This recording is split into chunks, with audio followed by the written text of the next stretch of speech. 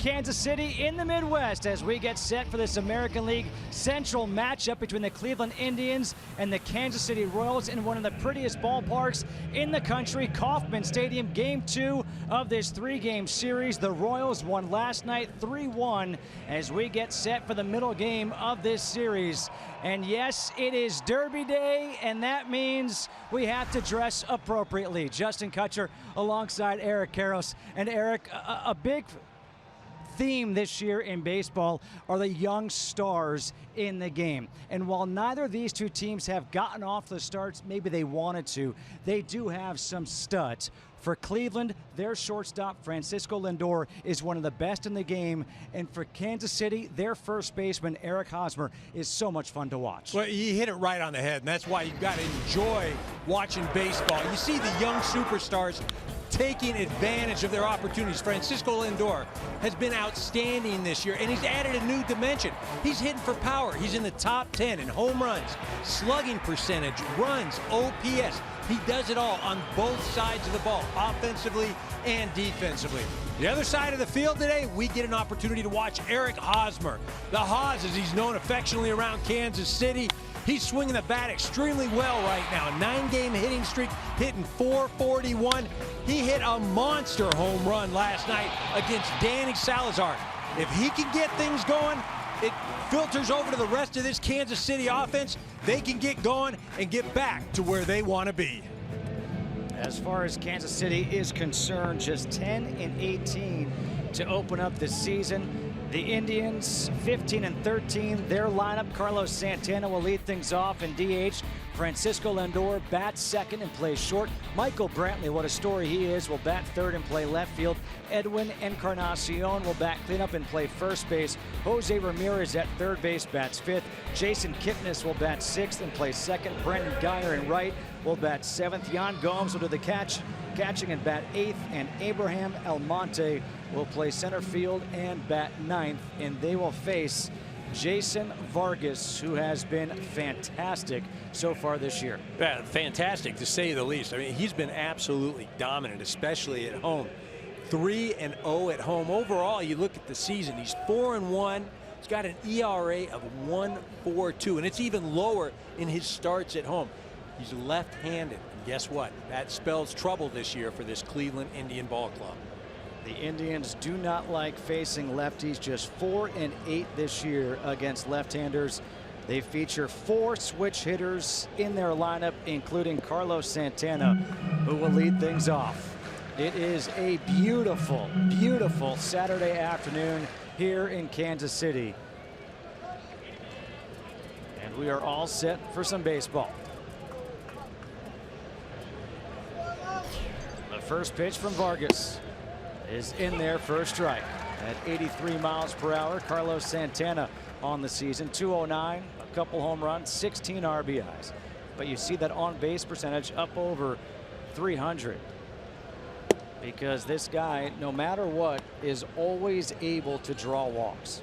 Yeah, very patient hitter, which is typical of this Cleveland Indian ball club. Arguably the most patient ball club in all of baseball. Breaking ball in there for a strike, 1-2. You mentioned Vargas and his numbers at home. How about a 0.44 ERA this year at home? 1 earned run in 20 2/3 innings. Well, one of the advantages of pitching here at Kauffman Stadium, it's a very expansive field. Ball does not carry well. Really a pitcher's dream. Now, if you're going to throw, you'd like to throw at night games. Ball tends to carry a little bit better in the day. But one of the reasons why Vargas's numbers are so much better at home. Another 1-2 in the dirt, 2 balls and 2 strikes.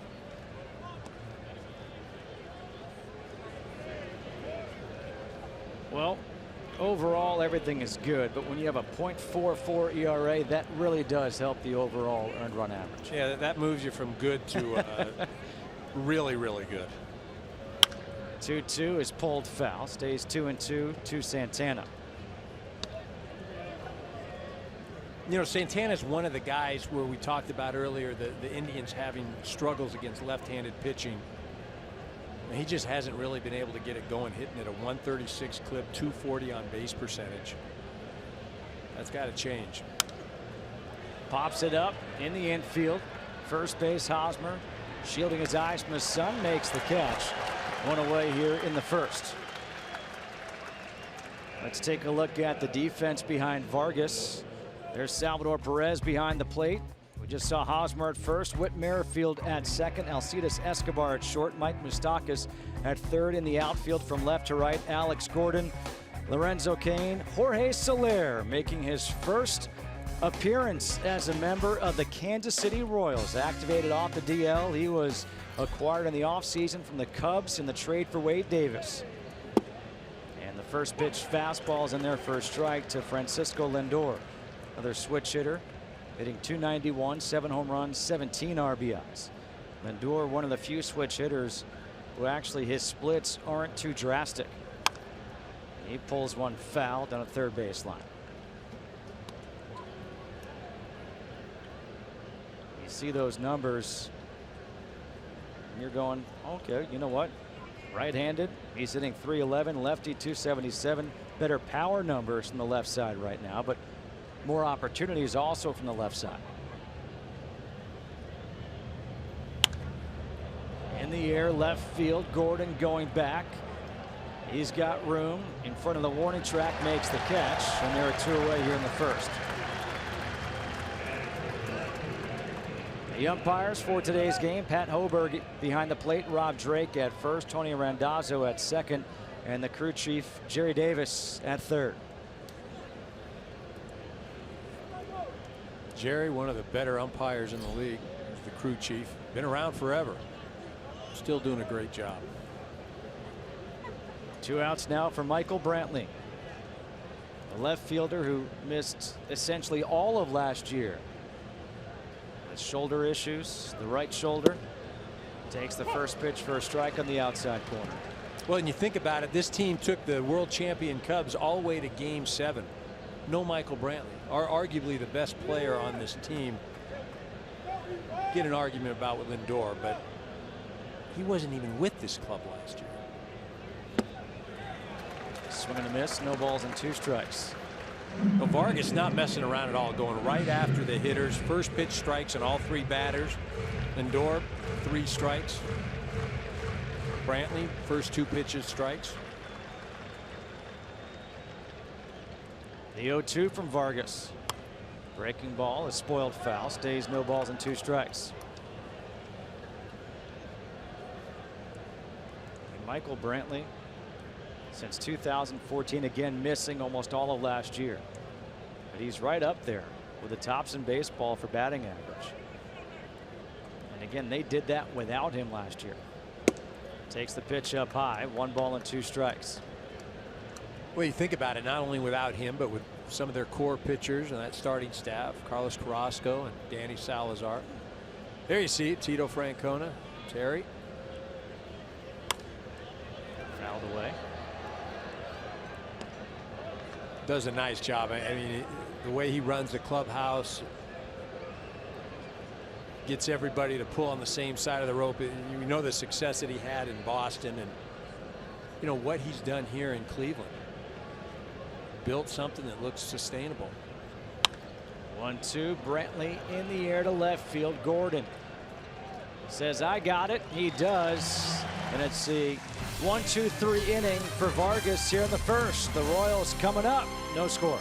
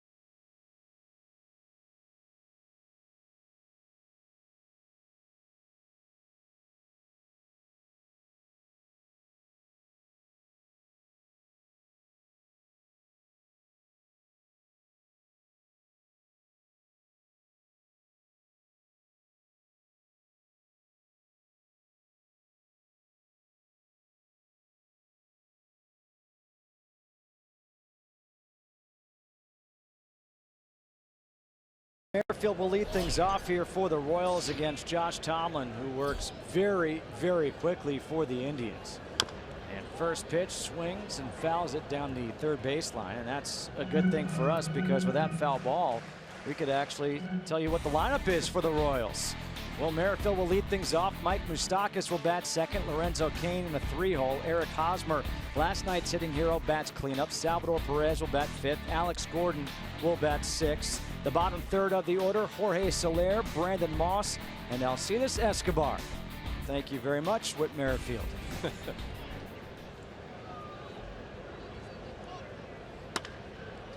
Ground ball, short. Lindor, the long throw. Effortless.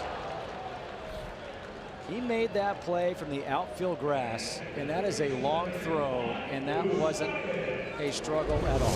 No, it wasn't a struggle, and he knew what kind of time he had. And what you'll see, big league shortstop, they'll get the guy by a step, whether it's somebody real slow or somebody real fast. They have that timer, that internal timer where they know the feel of the game, they know the runner, they know what they have to do to get that runner at first. One away now for Mike Moustakas. And Moustakas takes the first pitch outside for ball one. Moustakas named the Royals April Player of the Month. He's at .267, 7 home runs and 12 RBIs. And he's ahead in the count, 2-0. The shift is on for Moustakas. The only player on the left side of the infield for Cleveland is Jose Ramirez. Tomlin's 2-0. Popped up behind the plate. Yan Gomes for a look. This will be a souvenir. And everyone looks really brave going for it. And right when it's about to come down, that's when you back away. The numbers on Tomlin aren't pretty right now, but really it's because of his first 2 games this year. Well, and you look at him, he's going to be around the plate. Only 3 walks, but he's given up more hits than innings pitched. He's not a guy that has swing and miss stuff. So it'll be interesting with this matchup with the Royals, who love to swing the bat. Another foul ball out of play. 2 balls and 2 strikes. Those first 2 starts of the year at Arizona, 4 2/3, 7 hits, 6 runs. Then against the White Sox, an inning and 2/3, 8 hits, 7 runs. Yeah, that'll mess up your numbers as far as what's up on the scoreboard for a while, because you don't have a lot of opportunity to change those things for a while. It's going to take you a number of starts. He threw relatively well in his last outing. You see right there, that's the grip for the curveball here. Moustakas just nips it a little bit. Gets him another pitch. Another foul ball off the glove of Yan Gomes. Stays 2-2.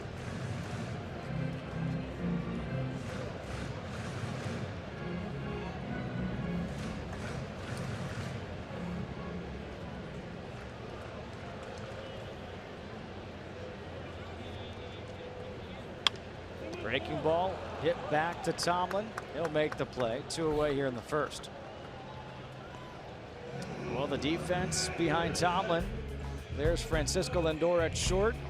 He's got Jose Ramirez at third, Jason Kipnis at second, Edwin Encarnacion at first. In the outfield, it's Michael Brantley, Abraham Almonte, and Brandon Guyer in right, and Yan Gomes is behind the plate.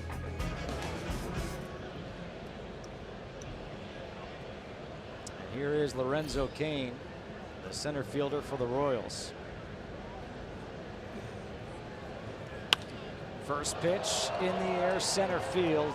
Almonte, plenty of room, makes the catch. And a 1-2-3 inning worked by Tomlin. No score at the end of 1 here in Kansas City.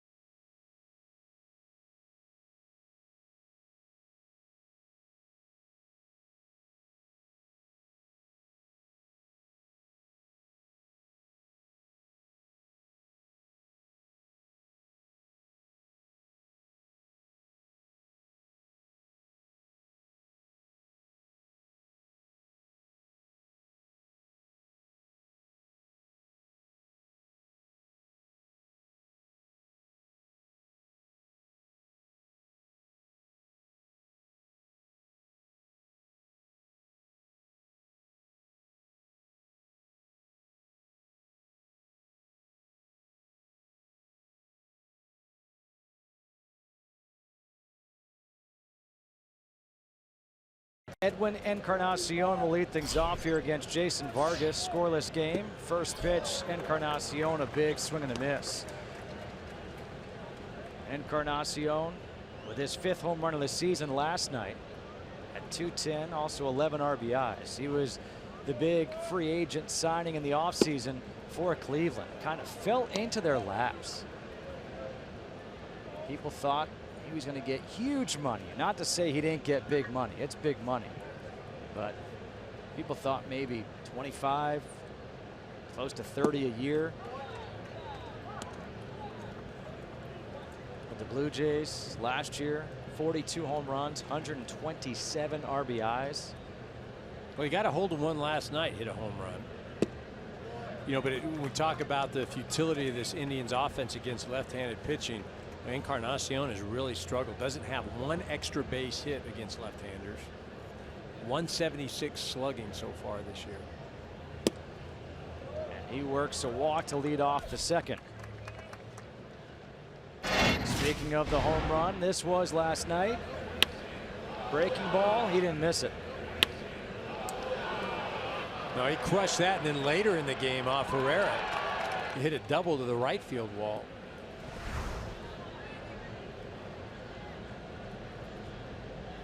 Leadoff walk, and here comes Jose Ramirez. And Ramirez takes the first pitch for a strike. Jose Ramirez, 314, 6 home runs, 23 RBIs. But a much better hitter from the left side than he is from the right side, so far at least this year.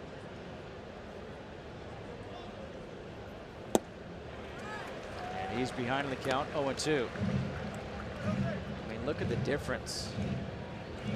Lefty versus righty. Yeah, no question of difference. But look at the Indians will take those numbers hitting right-handed against a lefty, the 262. Called strike 3 on the inside corner by Pat Hobert. First strikeout of the game for Jason Vargas. You watch him, he'd been working him away, so he's looking out over the plate, and then he just comes off the inside part. The fact that he hits his target, he gets the call. Sal doing a nice job of framing that pitch. One away now for Jason Kipnis.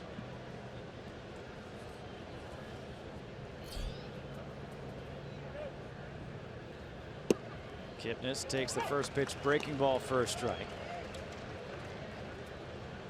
Kipnis just trying to get back into form, really. Opened the year on the DL with a right shoulder strain. Fouls one down the left field line, out of play. Well, and you saw those numbers. I think he was hitting about 170. That's hot, really, for him, because against left-handed pitching, he's hitting 111. It's another one of those guys that historically in their careers they've fared a lot better than what they're doing right now. The 0-2. Pulls it. Merrifield makes the play to second for one. Over to first, not in time. So close to being a dazzling double play. And the question will be, does Ned Yost challenge this? He's saying, hold on, let me look at a replay. I'm going to say no before I see it. He looked safe to me. Come on, you got to say it before you see it, Justin. I just thought it was so pretty initially. No, there you go on the fence. I thought it was so pretty. Let's call it like the umpires. I said he was safe. I agree. Well, you said that after. You can't say that after you see it.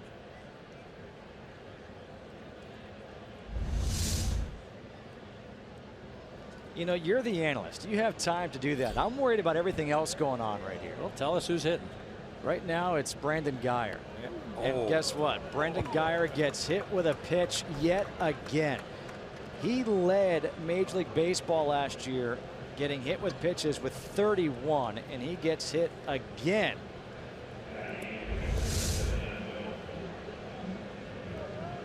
Right up on top of the plate, and that's just he's not moving. But you see that front foot is right up there, basically daring the pitcher to throw inside. Third time this year he's been hit by a pitch. So first and second, 2 outs. And Yan Gomes will step to the plate.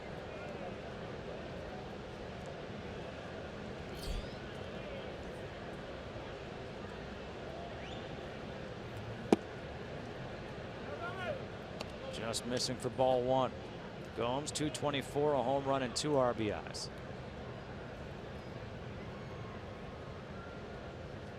Were you one of those guys who just left your leg there, or would you try to move it to get out of the way? No, I was moving. Gomes, center field. Kane shielding his eyes from the sun, able to make the catch. And the Indians leave 2 men on. Still no score here at KC.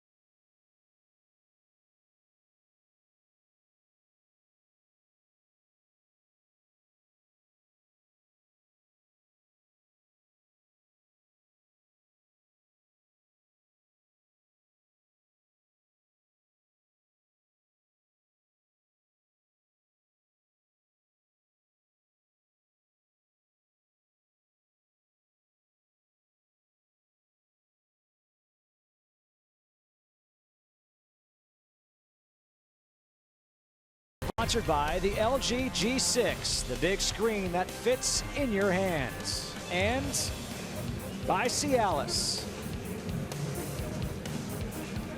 Bottom of the second here at Kauffman Stadium in Kansas City. Justin Kutcher alongside Eric Karros here on Derby Day. No score, Indians and Royals. Eric Hosmer to lead things off.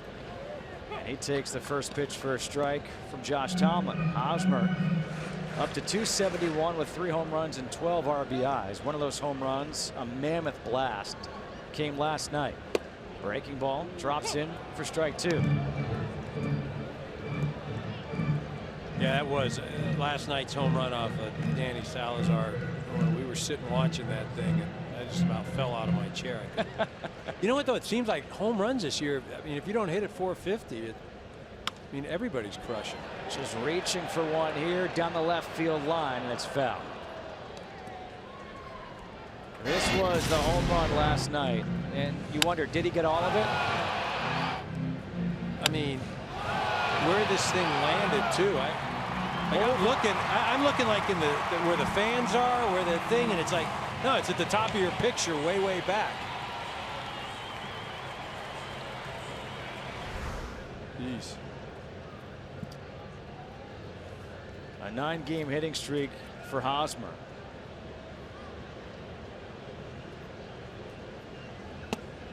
Well, let's check out the matchup today, because he has not fared well against Tomlin historically. 161 batting average, although he has hit 2 home runs. The 1-2 from Tomlin. Called strike 3. A good pitch there by Josh Tomlin. Hosmer does not agree. He thought pitch may be low, maybe outside, but Pat Hoberg says I'm going to say outside. Let's see.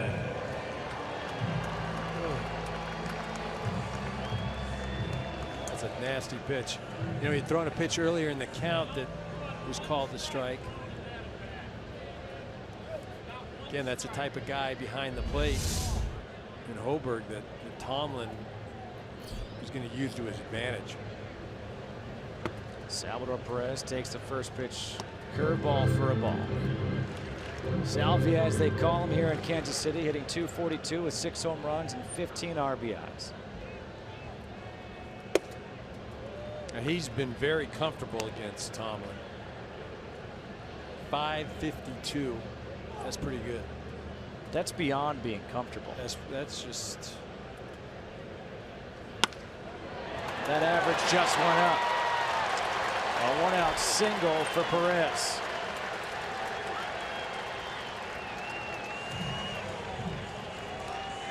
You know, it just, there's certain guys that you feel real comfortable and you see the ball well against. And for Sal Perez, this is one of those guys. And Tomlin is very aware of that, and so is Sal. I mean, he's just up there, he's relaxed. It's, look, I know I'm going to hit this ball hard. It's just, you know, what's the count going to be? Where we just saw a guy like Eric Hosmer, you know, in the midst of a 9-game hitting streak, he just does not see it well against him. Speaking of a guy who's not seeing it well, Alex Gordon at the plate, hitting just a .180, but rips one to second base. Kitness goes Lindor for one, over to first, not in time, as Gordon able to beat it out. And that's one of those where the shifts maybe hurts you, or it maybe helps you because you get at least one. Well, you get one right there. I mean, that ball was hit hard. I'm going to say he was safe. Let's see, what do we got? Come on, you got to play the game. You're not even playing. I wasn't playing. We weren't going to a review. They're not checking it? No, they're not. I thought they called him out there. See, you're ahead of me in this game. It's a fielder's choice, 4-6. 2 outs, and here's Jorge Soler, his first at bat as a member of the Kansas City Royals. Last year with the Cubs, .238, 12 home runs, 31 RBIs. Had a strained left oblique. Went on a rehab assignment. Activated today, gets the start in right field. And they expect him to be the everyday right fielder. I mean, that's the reason why you trade Wade Davis to get this guy. Yeah, very athletic young man. He's got some power.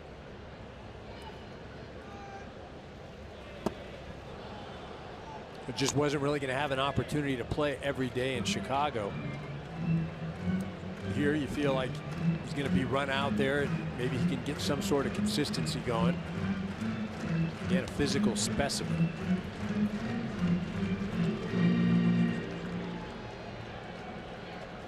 No balls, 2 strikes to Soler, with Gordon on at first base. 2 away here, bottom half of the second.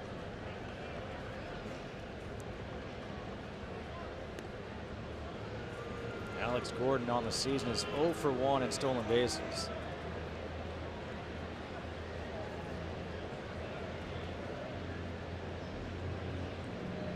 Tomlin is not afraid to throw over to first base. 0-2 is outside. Well, you always think that the Kansas City Royals, this is a team that it's athletic. They're going to run and run and run. But as I mentioned at the top of the show, outside of Lorenzo Cain, there is not one guy on this active roster that has attempted more than 1 stolen base. I mean, that's crazy. In the dirt, good stop by Gomes. That really is, because when you think about 2014, 2015, what was so incredible about this Royals team was the fact that they were putting pressure on the defense.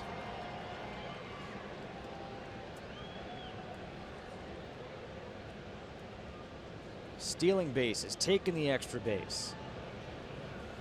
2-2, swing and a miss, 2 strikeouts in the inning for Tomlin. We head to the 3rd here in Kansas City. No score, Indians and Royals.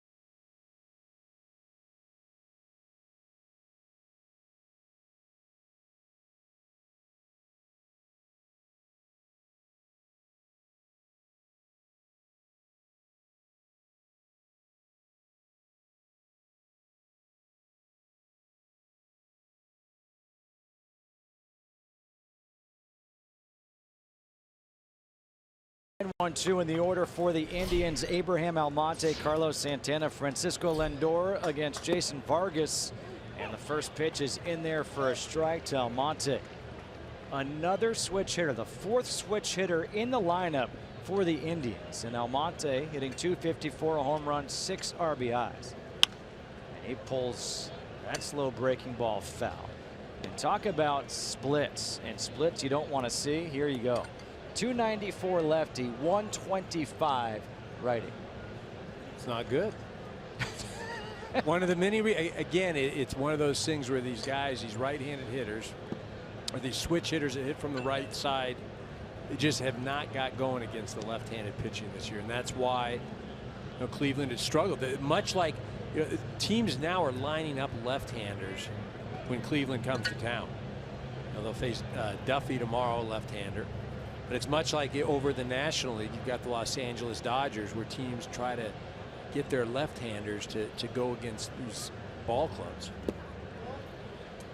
2 balls and 2 strikes to Almonte. Speaking with Ned Yost beforehand, he said how he even shuffled the rotation to make sure that they had Vargas and they had Duffy going against these Indians. He mentioned how they have 4 lefties in the bullpen. 2-2, got him swinging. Second strikeout of the game for Vargas. First out here in the 3rd. Time now for the keys to the game, sponsored by the Lincoln Motor Company. Well, one of them, Vargas, has got to get inside to the righties. Now, you just saw that pitch away, but what he does is he throws away, and then boom, he can sneak one inside.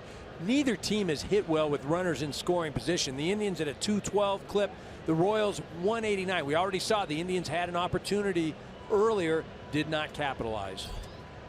Carlos Santana popped out to first his first time up. Rips one down the left field line, but foul.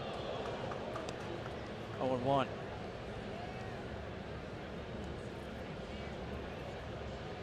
Speaking with Santana yesterday, I asked him, how do you decide as a switch hitter during BP which side to hit from?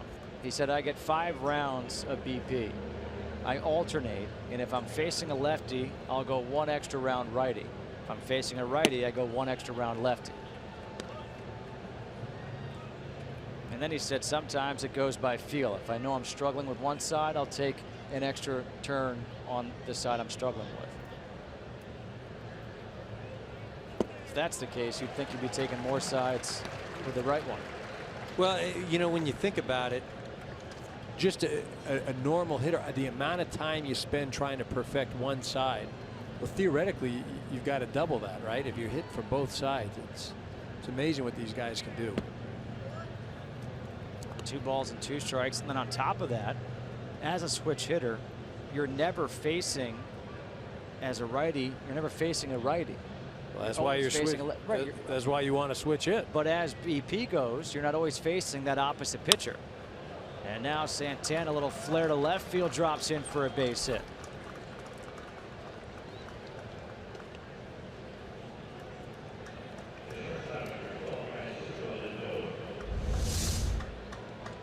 You see a breaking ball here, just leaves it up a little bit, really on the outer part of the zone. Santana goes out and gets it and yanks it in the left. Wasn't all that bad of a pitch. First hit of the game for the Indians will bring up Francisco Lindor.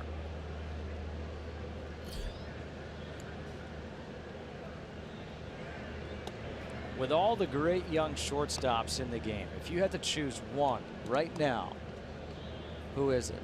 Well, I'm biased. I live in Southern California. Seager. I see him every day. I'm going Corey Seager. I mean, just what he means to the ball club, what he can do, hit for power, average. You've got guys like Correa, Lindor. But for me, right now, it's Corey Seager.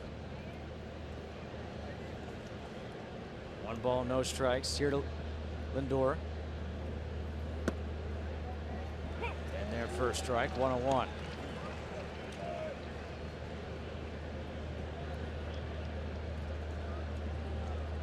Among the league leaders in extra base hits this year, Mike Trout.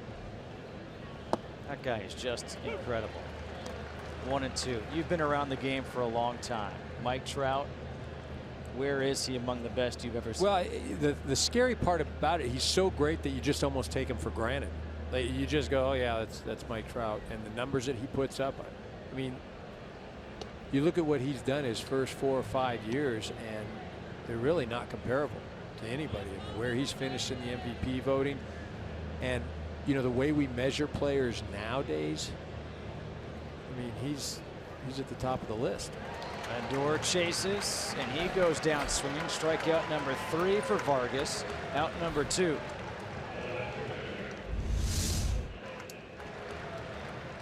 Well, you see, you know he's trying to get him with the breaking ball. That was the first pitch. Again, he goes down. He's staying out of the zone, hitting corners, nothing overpowering. And boom, 72-mile-an-hour curveball that bounces. Uses Lindor's aggressiveness against him. 2 away now for Michael Brantley. Brantley flew out to left field his first time up. Pulls it foul down the first baseline, 0-1.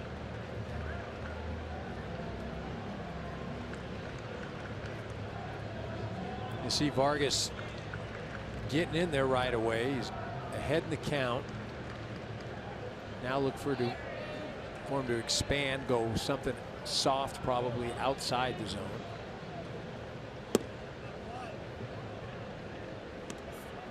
One on one the count here.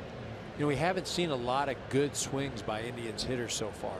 Seen a lot of the foul balls off the end of the bat, jammed. I mean, nothing square for the most part.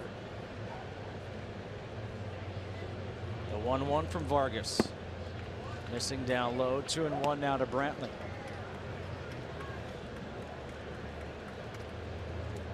Vargas 4-1 on the season with a 1.42 ERA.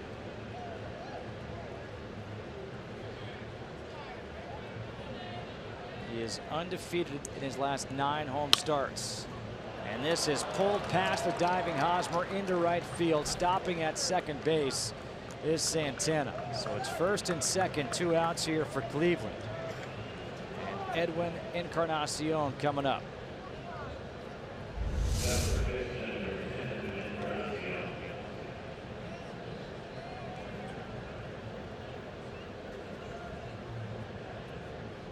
Almonte doing a nice job of, Santana doing a nice job of avoiding getting hit by that batted ball.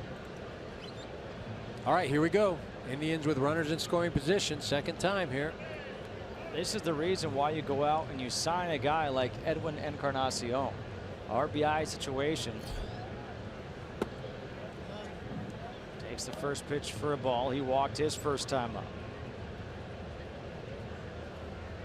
Well, as we mentioned, he's still looking for his first RBI against a left-handed pitcher.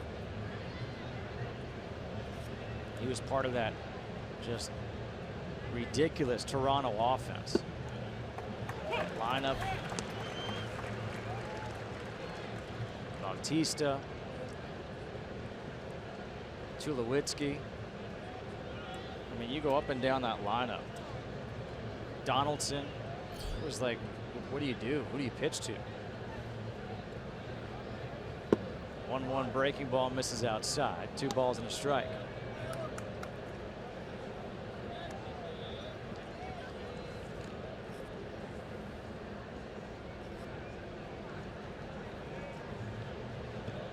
First and second, 2 outs. Indians threatening here. And that's a good swing. Fouled back, 2-2. Encarnacion hasn't fared well from a hitting standpoint, though from an on-base percentage standpoint, he has done well against lefties. He came in today at about a 370 clip. Walked his first at bat. The 2-2 from Vargas. Just missing with the curveball. Now 3-2. The runners will be off with the pitch. If I'm Vargas, I'm not throwing him anything that is really a strike. I'm going to try and nibble, maybe throw something off speed, but I am not giving in to Encarnacion. There go the runners, the 3-2, and a big swing, and fouls it straight back. Went with the curveball there. Wishes he could have that one back. Does Encarnacion? That thing just hanging up there.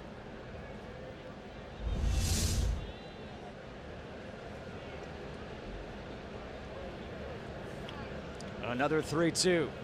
Fastball. That's Merrifield from shortstop making the play. And again, the Indians will leave a couple of men on base. At the bottom half of the third, no score.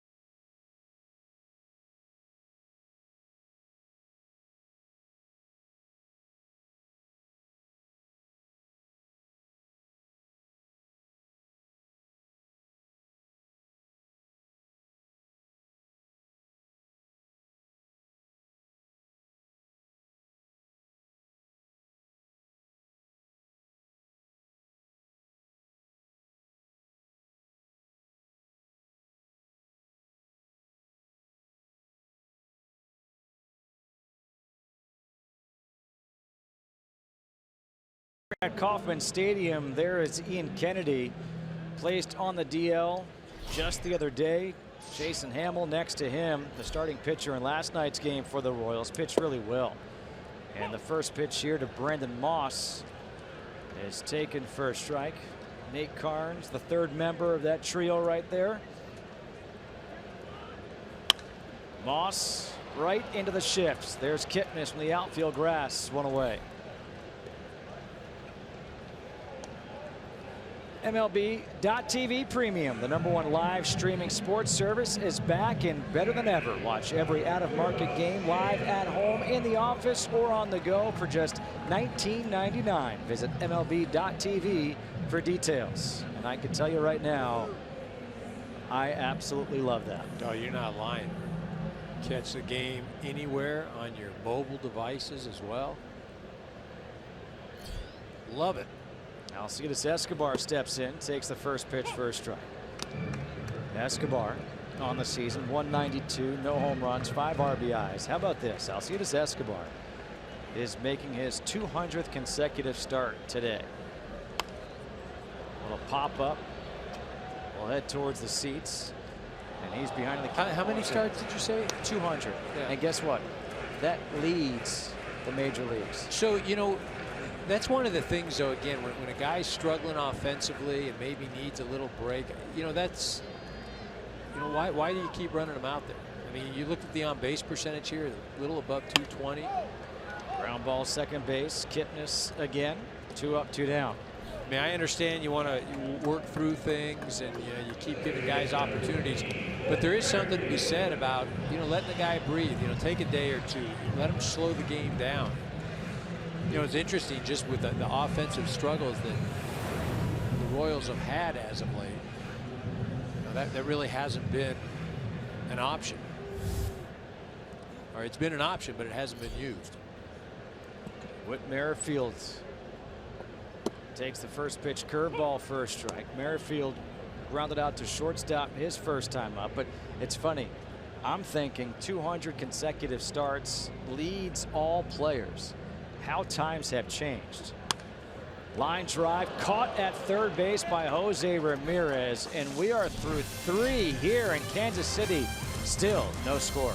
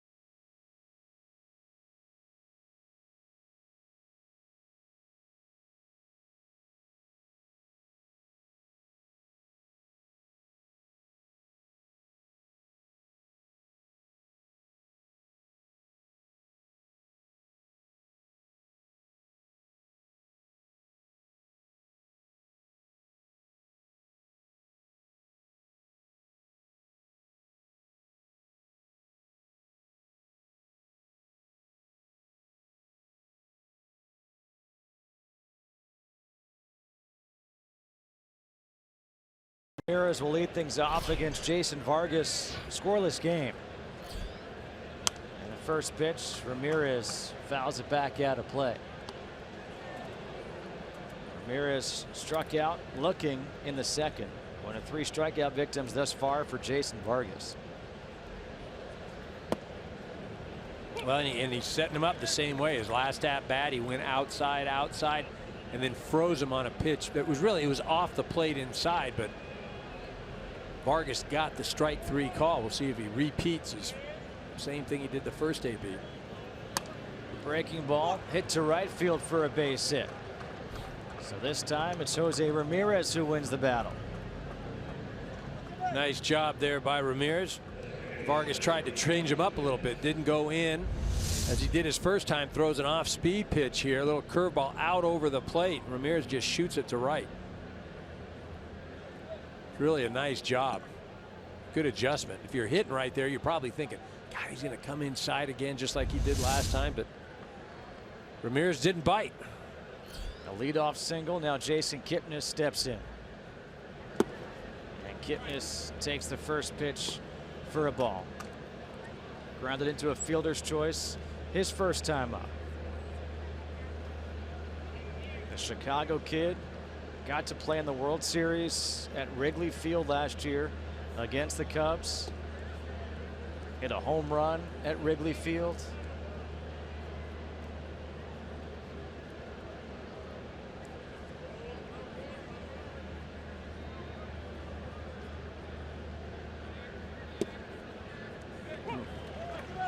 Ball and 1 strike. Now you remember Kipnis a few years ago signed that multi-year deal with the Indians. He was, Yan Gomes and Brantley all signed. They were nice deals at the time, and they were really the building blocks of this Indian ball club. Foul tipped into the mitt of Salvador Perez. 1-2. This was the home run in Game 4 for Kipnis. He talked about growing up dreaming about hitting a home run in the World Series at Wrigley. He thought he'd be wearing a Cubs uniform. But to do that, oh my gosh.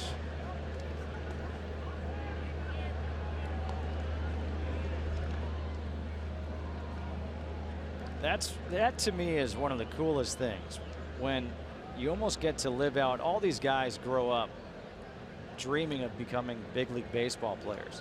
Runner goes, pulled foul. 1-2. But to be able to live out that dream that you play in the backyard and say, you're playing in the World Series at Wrigley Field, and to actually do that, that's when it just gives you goosebumps. I think in a lot of cases too, though, you guys look back and it's the journey though that's exciting. I mean, so you get an opportunity to do that, and then it's okay. Now what? But I think it's all the time that you spent, the road that you traveled, and then you get to walk back to the dugout. Called strike 3 on the outside corner. 4th strikeout for Vargas.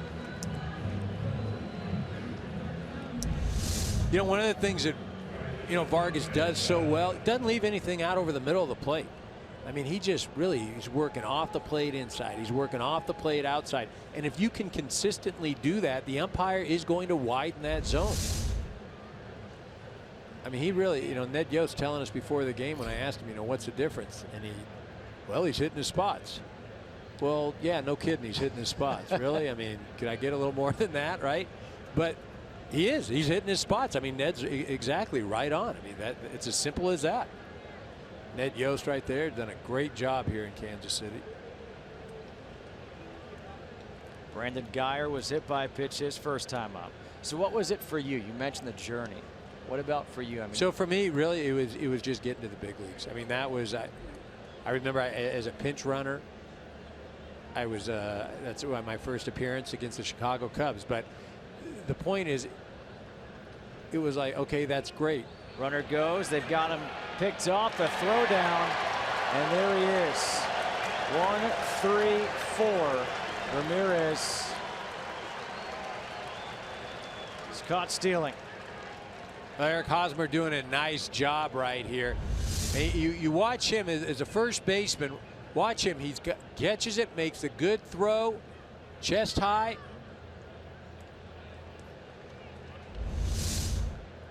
Gold Glove winner over there. So 2 outs now. You were a first baseman. Was I? Is that right? You were, yeah. I know, shocking. Thank you very much. For me, watching, I don't know if there's a first baseman in baseball I enjoy watching more defensively than Eric Hosmer. Very athletic, no question, and fluid, moves extremely well over there. I mean, again, that's one of the allures. You know, he's had some great moments at the plate. You know, he's been streaky. I wouldn't call. I liken him to a guy, J.T. Snow, that used to play for the Giants. Great Gold Glove winning first baseman, a switch hitter. Put up nice numbers offensively, but not your prototypical first baseman numbers. And that's really also Haas, you know. Yeah, very good athlete. But Haas, I mean, again, he runs well, he fields well. Geyer goes down swinging. So they erase that leadoff single by Ramirez. We go to the bottom half of the fourth, still scoreless.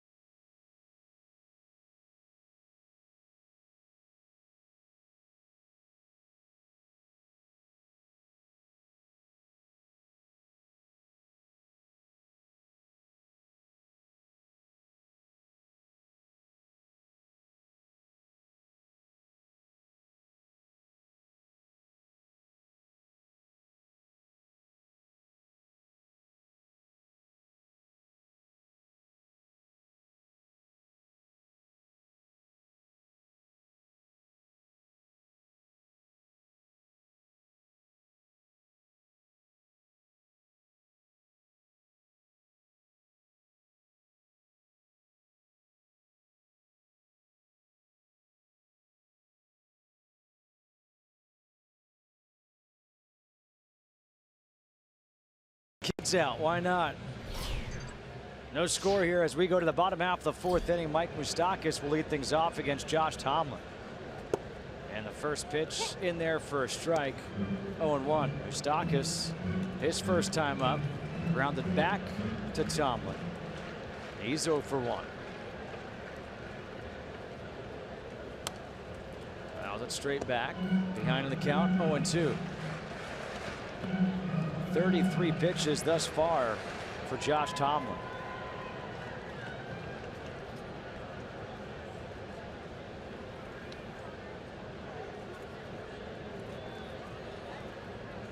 The 0-2. In the air, center field. Almonte. One away.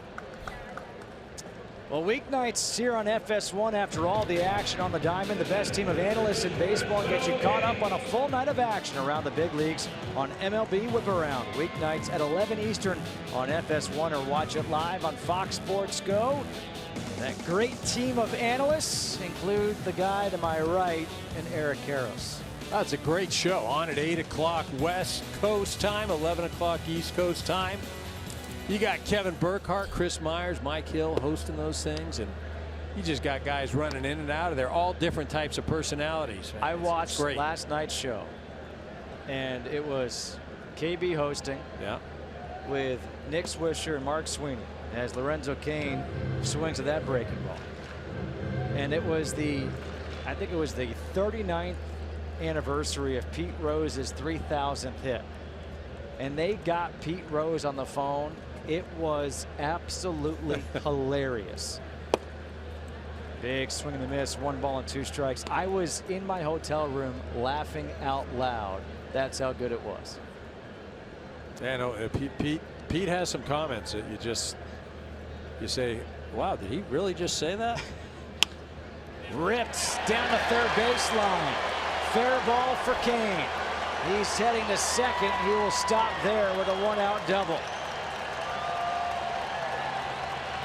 The 6th double of the year for Lorenzo Cain.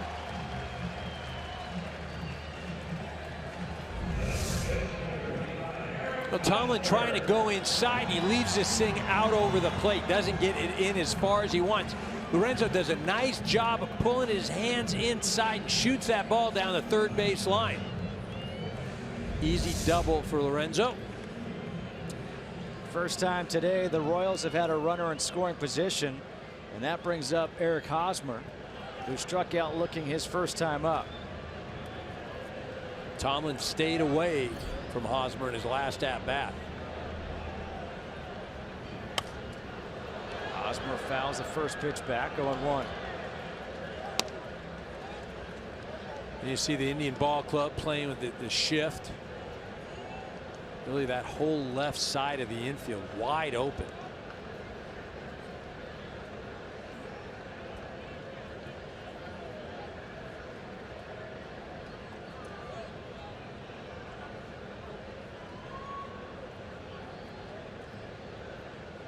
Deal 1 from Tomlin. Well, yes, sorry, Justin. What's interesting about this too is you've got that whole left side open. They went away to Hosmer in his last at bat. They got him. Do you think they're going to pitch him any differently? No, they've thrown 2 pitches on the outer part of the plate, even with that left side open.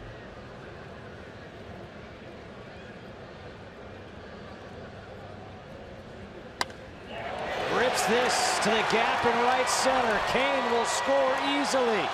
RBI single for Hosmer, 1-0 Royals. And it's a 10-game hitting streak for Eric Hosmer.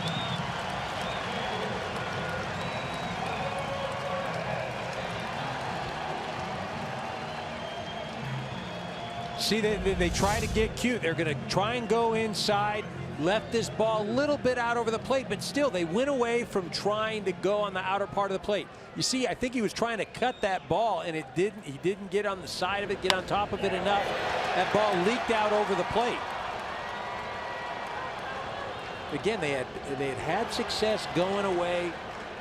Tried to sneak one inside right there, weren't able to execute. Eric Hosmer, a big base hit. Perez, ground ball to third, to second for 1, over to first, a 5-4-3 inning-ending double play. But Eric Hosmer came through last night. He comes through again here today. An RBI single. It's 1-0 Royals.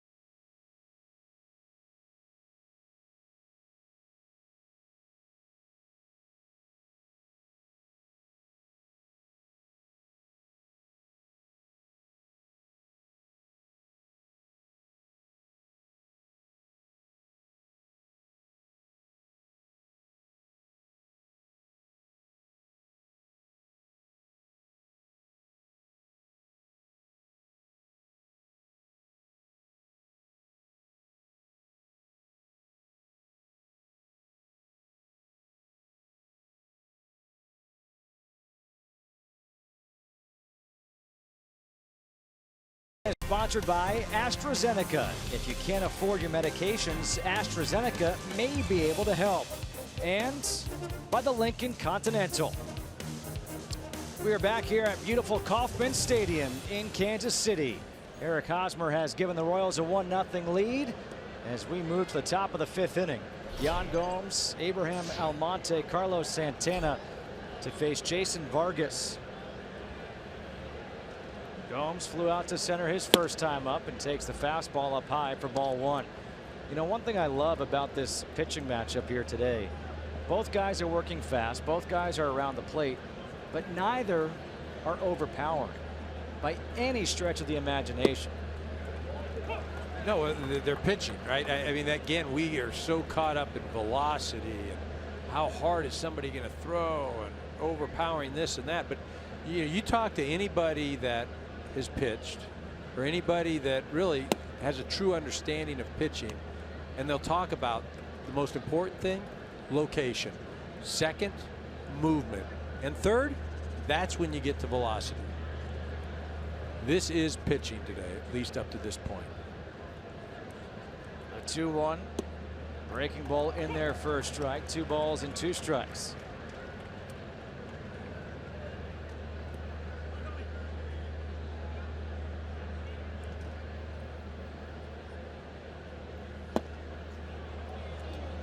Oof.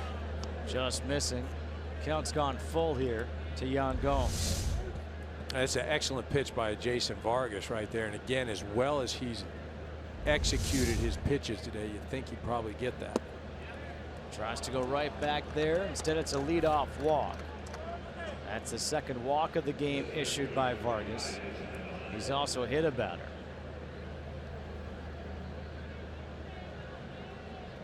So a leadoff walk to Yan Gomes. Abraham Almonte will step to the plate. He struck out his first time up. One of 5 strikeout victims in the game for Vargas thus far.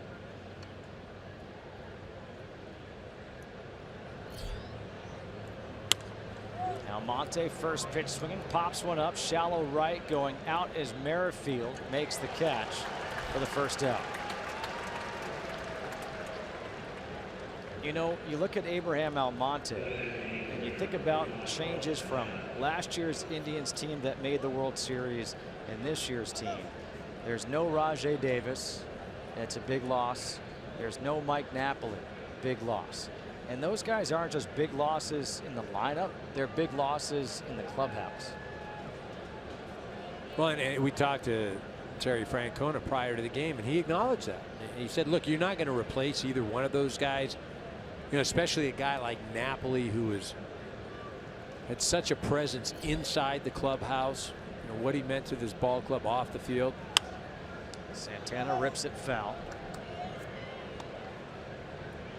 You know, and you can't ask somebody to, hey, all right, now you be the rah-rah guy, or you be the voice of reason, or you know, guys just, they kind of assume that position. You're not going to change a guy's personality to fit something like that. But there are leaders on this ball club. Santana fouls it straight back.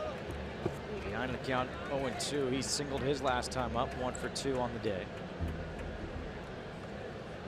You know, I think looking at this club, I think Lindor eventually becomes that. But, you know, for me, it's a guy like Brantley. I mean, that's a guy that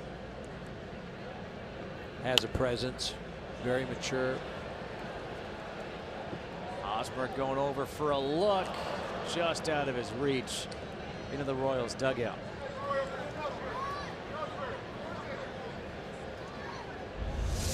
Well, Eric gets over there as far as he can go, and it's not because of the railing. He has to keep his feet in the field of play. Can't go in there to catch the ball. It's like a receiver trying to stay in bounds. Are we talking college or NFL? 1 foot. I'm talking about Pop Warner, 8-year-old. 1-2 the count here to Santana.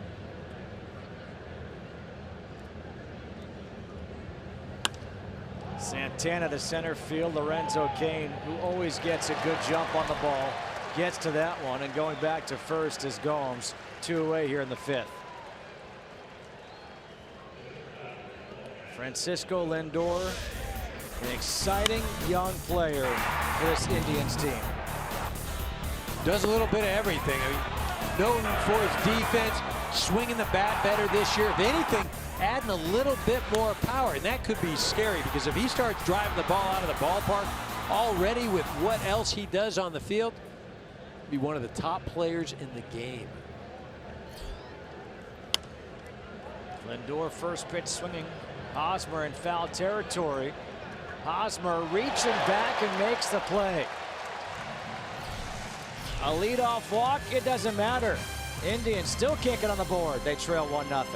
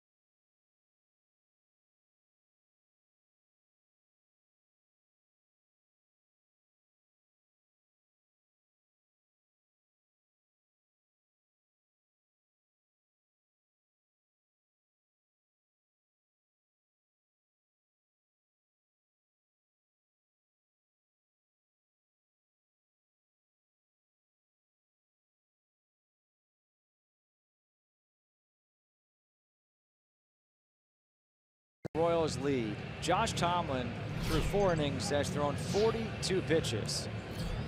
He'll face Alex Gordon, Jorge Soler, and Brandon Moss in the 5th. Gordon reached on a fielder's choice his first time up. Swings and misses at the first pitch here.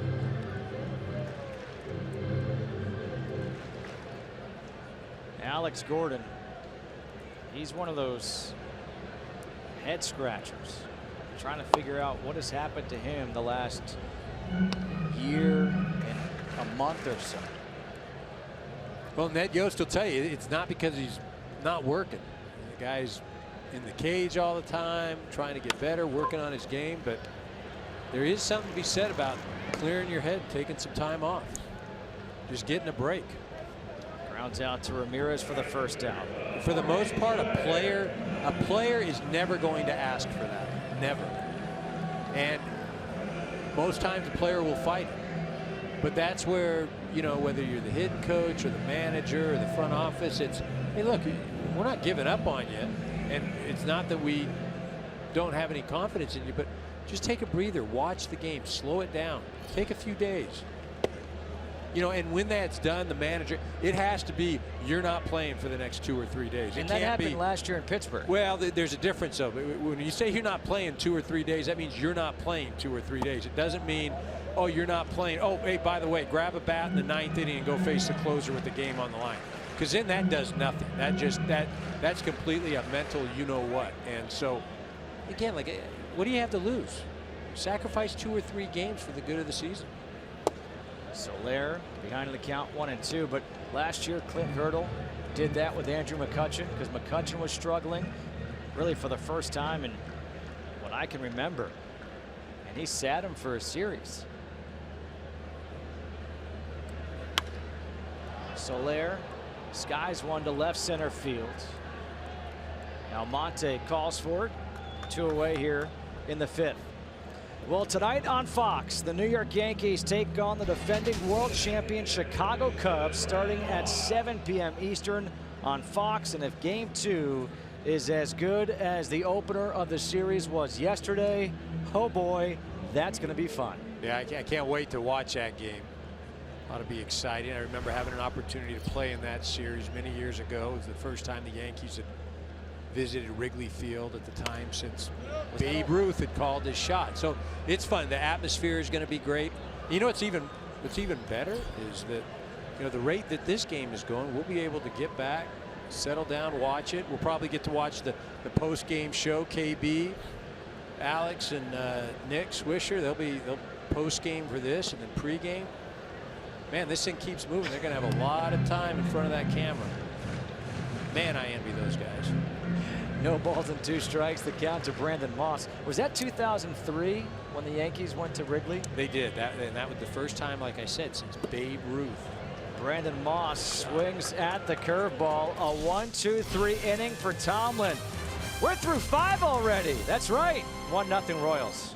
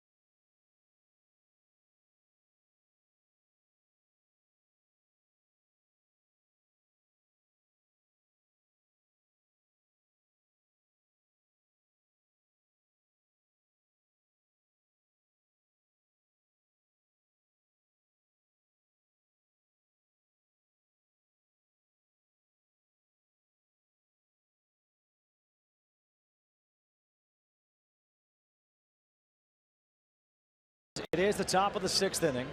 It is 5:32 Eastern time. And it is 1-0 Royals on top of the Indians. Justin Kutcher alongside Eric Karros here on FS1.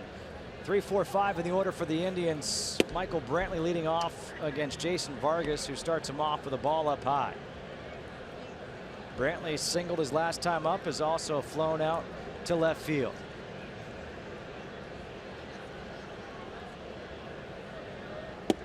Takes the pitch up and in. 2 balls and no strikes. Vargas wants a new baseball put in play at 83 pitches now through just over 5 innings. The Indians have left 5 men on base, 2 in the 2nd, 2 in the 3rd, and 1 in the 5th. Ground ball up the middle. Merrifield slides, gets up. What a play! Whit Merrifield, who can play all over the diamonds, looking really good at second base. Yeah, that's an excellent play. You've got Brantley running from the left side, so he's a step closer to first base. But what's impressive right there is he feels that he's on the grass. You know, and so you've got to battle with the change in surfaces, the dirt going to the grass. Never knowing that ball can hit that little bit of the area where the surface changes. Really a nice play by Merrifield. One away now for Edwin Encarnacion with a shift on Three players on the left side of the infield for Encarnacion, who has walked and grounded out to second, although that ground out to second was to Merrifield, where he is essentially standing right now on the left side of second. He pulls it to third. Moustakas, the one hopper, and there are two away here in the sixth.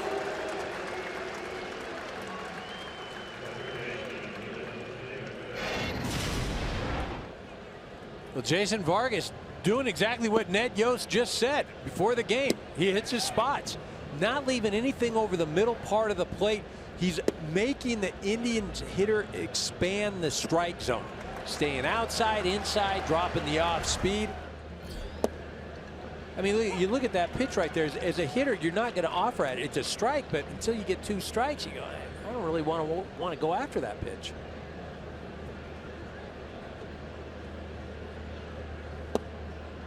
Quickly ahead in the count, no balls and two strikes to Jose Ramirez, who singled to right field his last time up.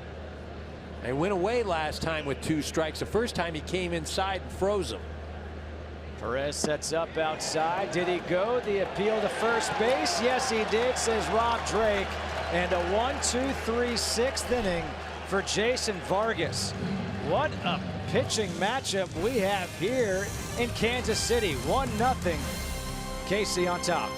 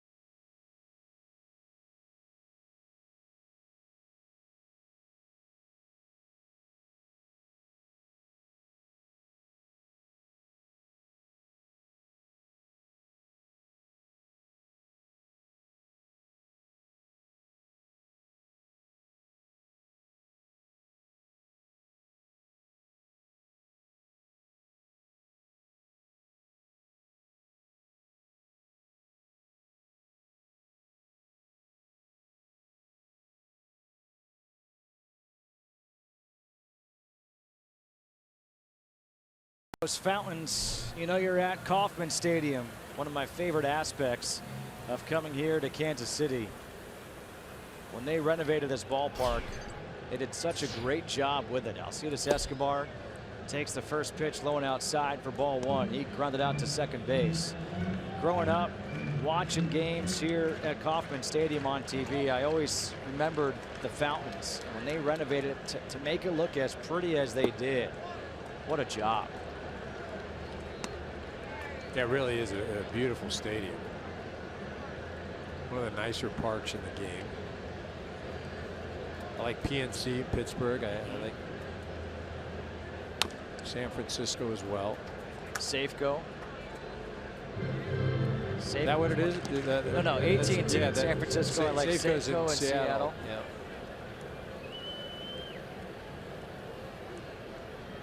Dodger Stadium, still beautiful. 2 balls and a strike here. The count to Escobar. 0 outside. Now 3-1. Pretty tough to walk this guy.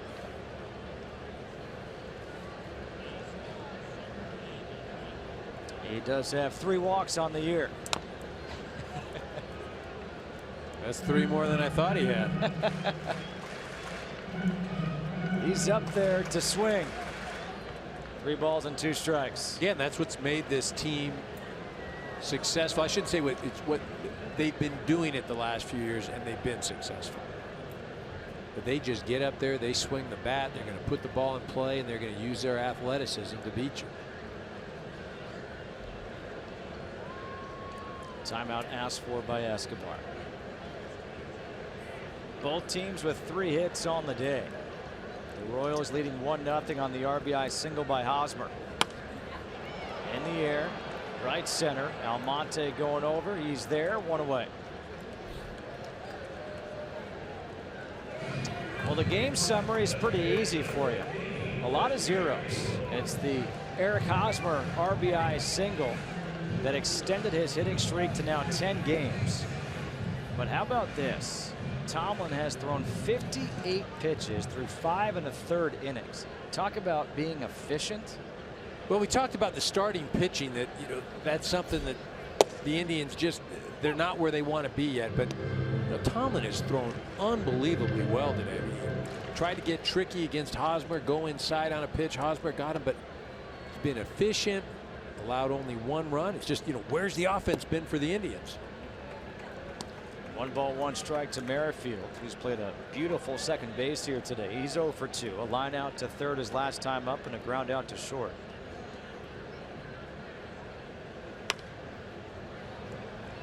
Pop up behind first, going over as Kipnis makes the little basket catch.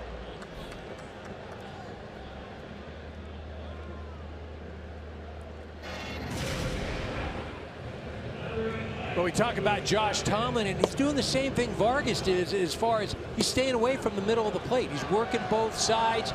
He is quote unquote pitching. Not going to wow anybody with the velocity. Doesn't have swing and miss stuff, but what he does have, he's got good location today.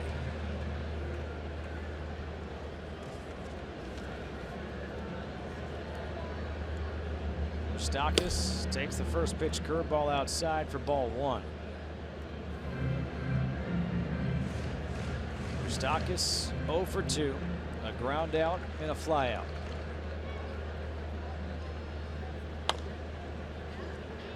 One ball and 1 strike. We're getting to the stage 2 where, again, Tomlin is cruised through this Royals lineup for the most part. But historically, when he faces a group for the 3rd time, which we're getting through that 3rd time right now, that's where he tends to struggle. So we're going to have to watch him right now. Inside, 2 balls and a strike.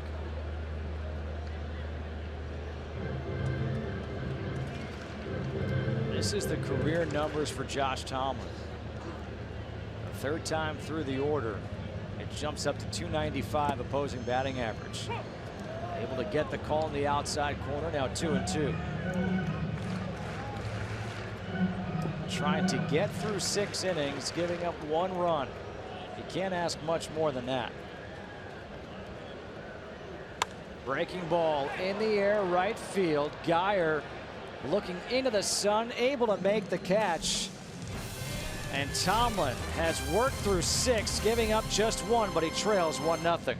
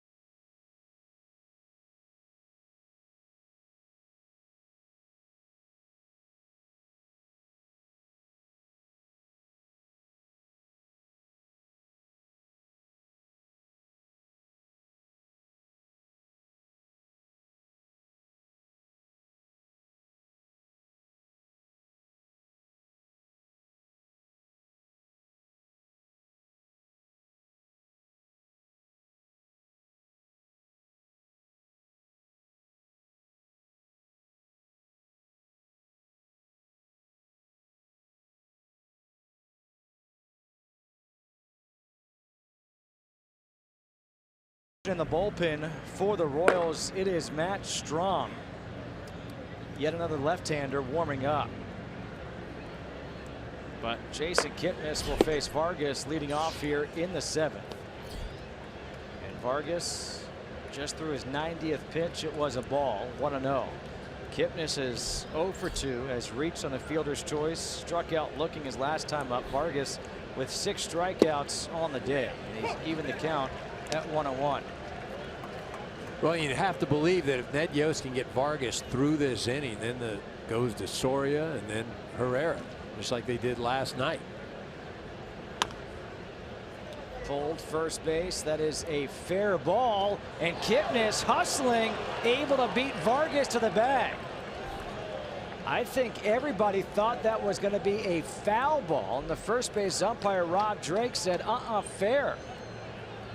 You know, the way that Hosmer went after it, his body language made it seem like he thought it was foul. And I think when Vargas saw that, then Vargas started to slow down. You see Hosmer, he's just over there. It's just kind of like that, hey, that foul ball sort of stuff. And they're going to come back to bite him. They're probably going to have to take him out. See, Vargas doesn't think it's a fair ball. And again, the body language, the way Hosmer goes over there, you're just kind of like, hey, I'm going to get over there. I didn't feel like there was any urgency or anything. Ed Yost is out, and he has just made the call to the bullpen, so that will be it for Vargas. It's going to be an infield single for Kipnis leading off here in the 7th. Vargas will get an ovation by the crowd here at Kauffman Stadium, a well-deserved ovation. He will leave with a 1-0 lead and a runner on first, nobody out here in the 7th inning.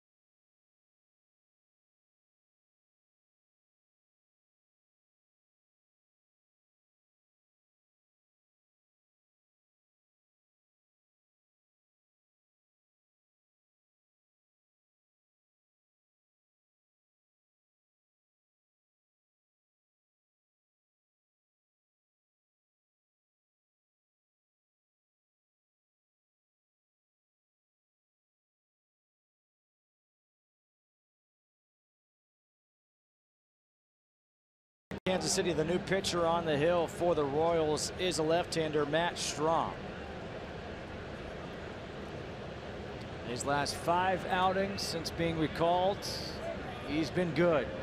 A 1.5 ERA. The lefty can bring it just right there, 93 miles per hour. Well, the thing about it, 93, but he's so tall, he's right on top of you. So the release point is closer than your average pitcher. So while it's 93, it's getting on you a lot quicker than that. Facing Brandon Guyer. Foul tipped into the mitt of Salvador Perez. No balls and 2 strikes. Strom, 6'3", 200 pounds, but just lanky. Lanky. Got some wingspan. Look at those arms. What is this, the NBA draft? Man.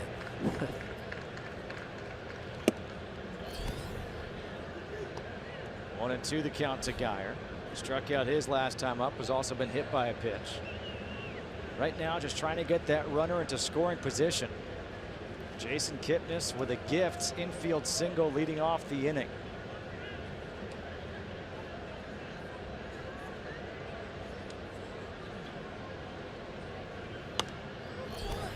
Fastball just boring in on the hands of Brandon Geyer. And when speaking with Terry Francona before the game today, we talk about the struggles the Indians have had this year against lefties. It's waiting for a guy like Brandon Geyer to get going against lefties. Was so good last year against lefty pitching. And he strikes out here against a 96-mile-per-hour fastball.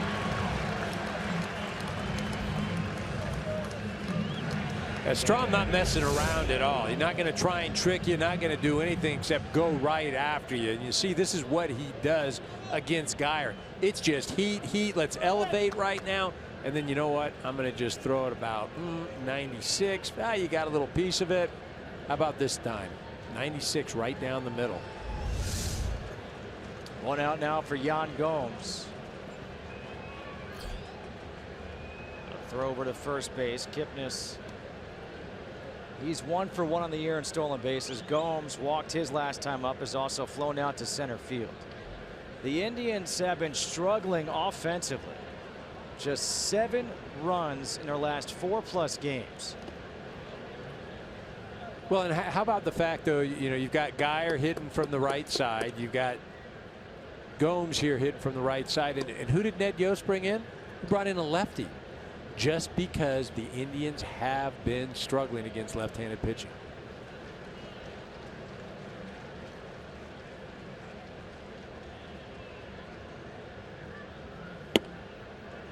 Fastball up and away, 1-0.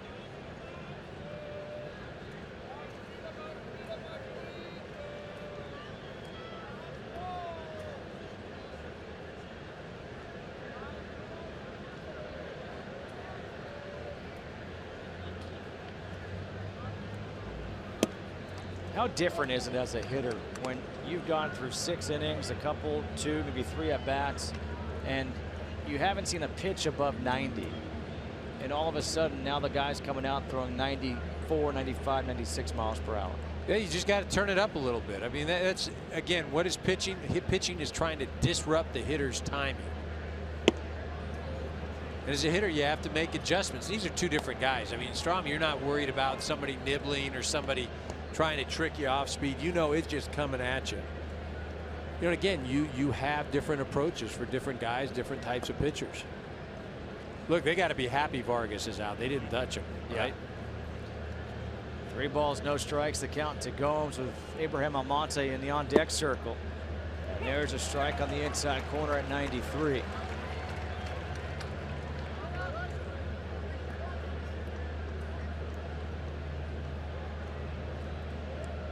The Indians had a runner in scoring position in the 2nd and the 3rd innings. And that's outside for a walk. So 1st and 2nd. 1 out here in the 7th for Cleveland.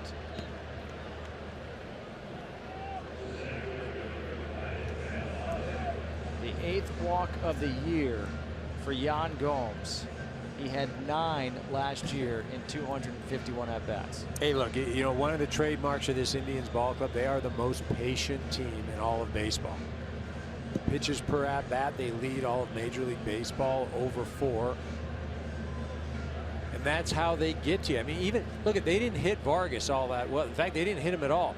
But he was at close to 100 pitches. They had to take him out. They get him out in the 7th inning. That is a component of offense. I mean, you don't just bang the ball all over the ballpark.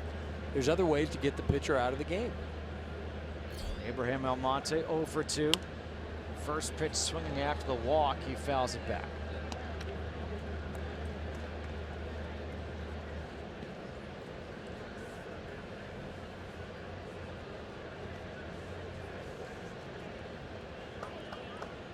mentioned the splits earlier for Almonte. 294 lefty, 125 righty. A chopper. Gloved by Hosmer. Strom gets over the bag in time to make the play. That is a nice play by both Hosmer and Strom.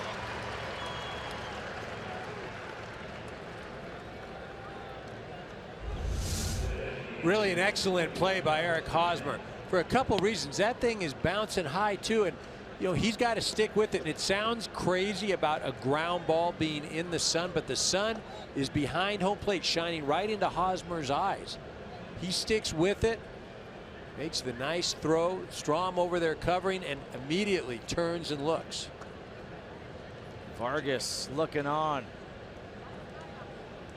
Second and third, 2 outs. Remember, it was Hosmer who made that play initially to start the inning that allowed Kipnis to get on when he thought that first play was a foul ball. So here's Carlos Santana up and in. Watch out. Wow. 95. That'll make your heart skip a beat. And this at bat really is the game up to this point, because yes, Kansas City's ahead. They've got the 1-0 lead, but a base hit right now puts Cleveland ahead, and then they go to their bullpen, and then you don't have a lot of luck against this Cleveland bullpen. You know, they don't have anybody up now, but again, there is that weapon down there.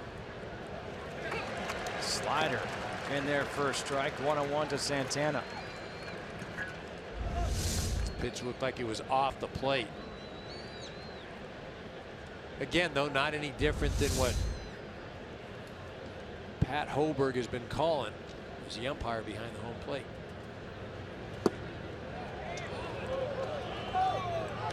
Two balls and a strike.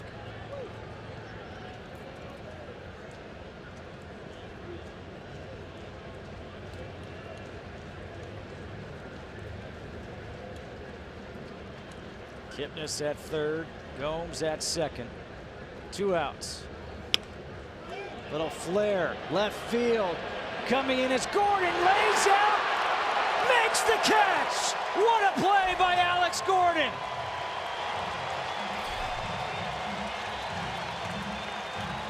He'll need a new pair of glasses, but that's okay.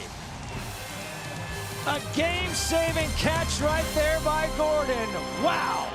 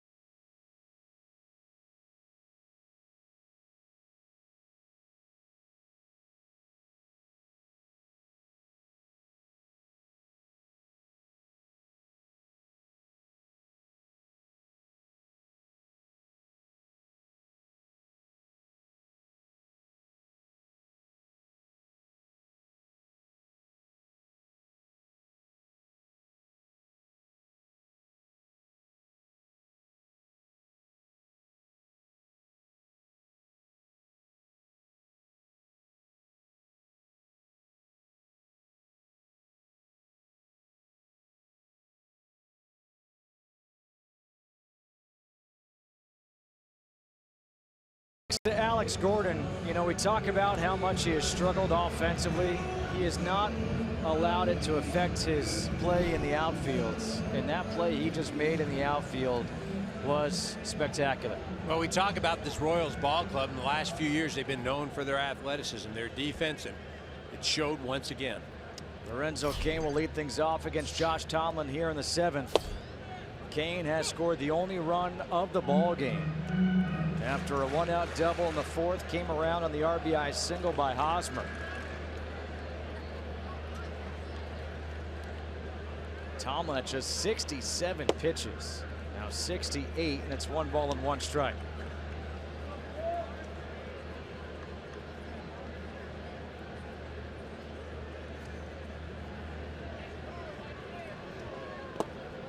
Two and one. This place is still buzzing after that catch. It should be. Hey, that thing changes the whole game right there. 2 runs probably score. Indians take the lead. Tomlin's been dealing. You've got that bullpen down there just lurking for the Cleveland ball club. In the air, right field. Brandon Guyer again looking straight up into that sun, able to make the catch. 1 away. So grip the moment, sponsored by Falcon Tires, the official tire of Major League Baseball. Well, this is our Falcon grip the moment. Just awesome. Really was fully extended. You see Strom, he's fired up. You know, Vargas, he's really fired up. Yeah.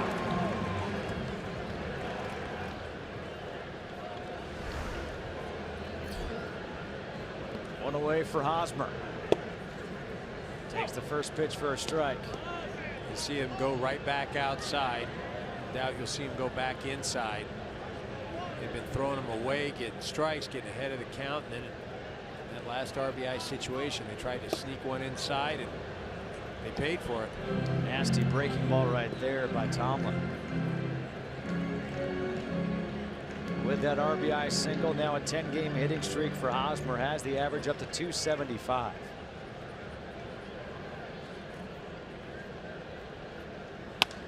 Ground ball, Kipnis at second. 2 away here in the 7th. Well, the only run of the game came back in the 4th inning after that double by Cain. It was Hosmer getting a pitch up in the zone, driving it to right center. Cain scored easily. And we've been in a pitcher's duel the entire day. And now Salvador Perez will step in, a single, and he's also grounded into a double play. A guy who absolutely owns Josh Tomlin. And what I love, you know, I'm watching Salvador Perez. Salvy's a big guy. They list him at 6'3". He looks even bigger. And then I look at the Indians, and their first base coach is Sandy Alomar Jr. And that's who Salvador Perez kind of reminds me of behind the plate. Both tall. Sandy was a great defensive catcher. Had some good years with the bat as well. Perez to left field. Brantley went back, now comes in, makes the catch. A 1-2-3 inning for Tomlin. We will go to the 8th. It's still 1-0 Kansas City.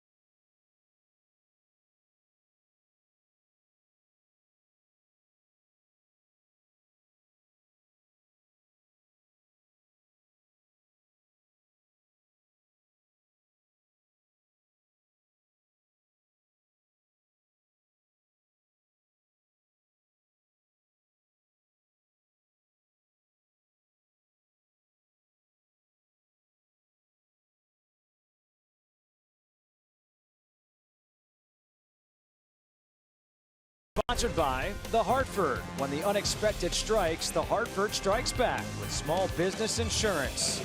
And by Alien Covenant in theaters May 19th, rated R.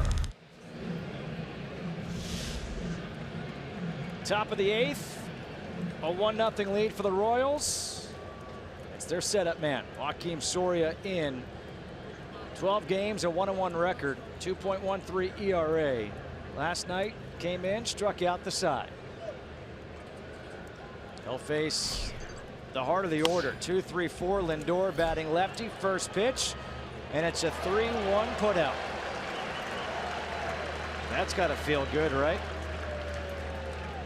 Well, Tuesday, go ahead. Tuesday on FS1, the Yankees take a swing at Joey Votto and the Cincinnati Reds. That's Tuesday, 7 Eastern, right here on FS1. Who's got more power, Aaron Judge or Joey Votto? That's not even a question.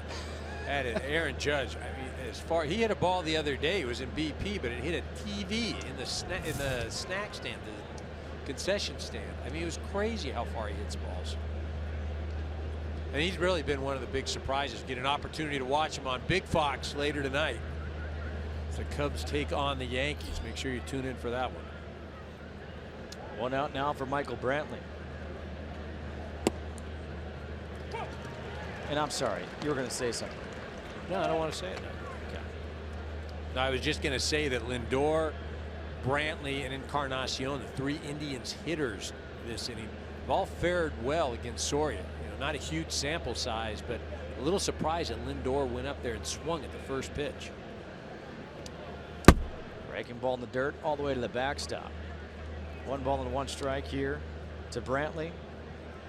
Joakim Soria is one of those rare late inning relievers. Was a longtime closer for these Royals, but he's one of those guys who actually has 4 pitches and uses all 4 of them. Back up the middle, off the foot of Soria, tried to kick it for a kick save.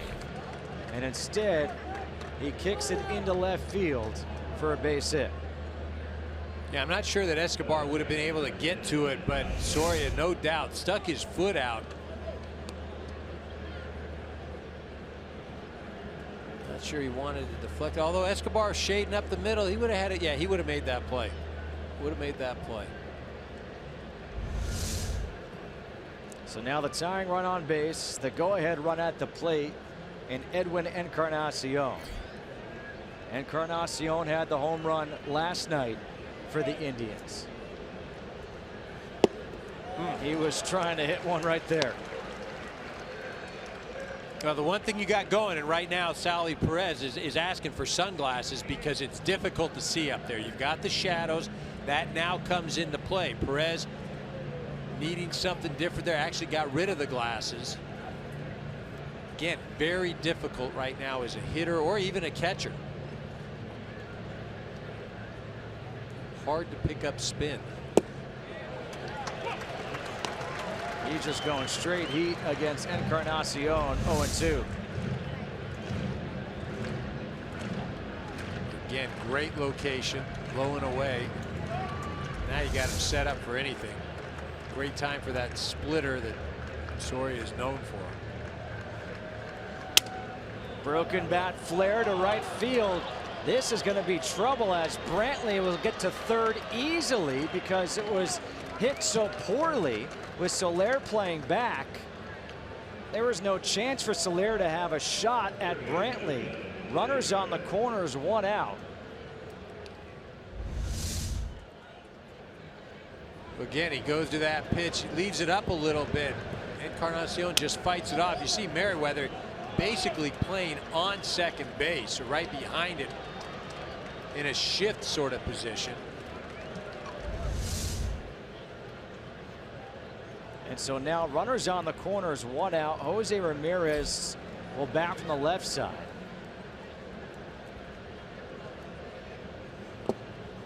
And the first pitch in the dirt, all the runners will hold.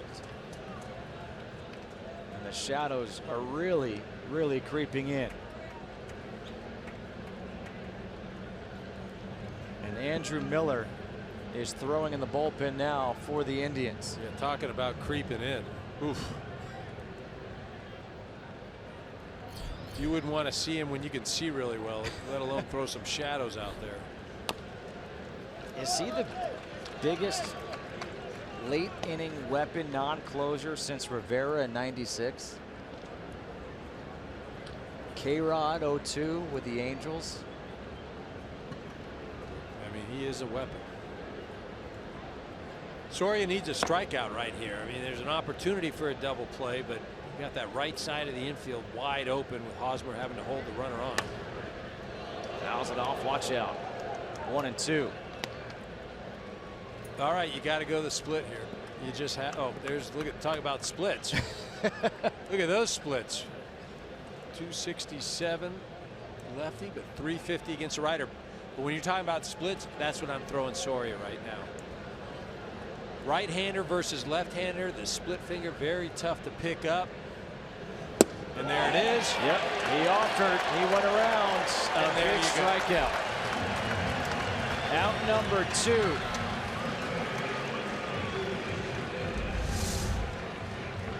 There's a splitter.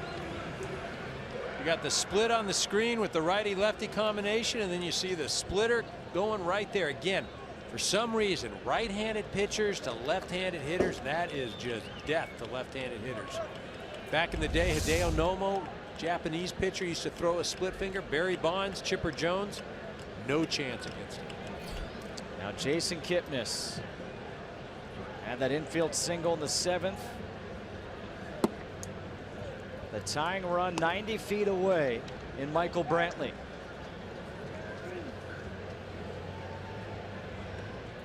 A little surprised that Hosmer's not playing a step or two behind Encarnacion. Just to give him a bit more range with the left-handed hitting Kipnis at the plate.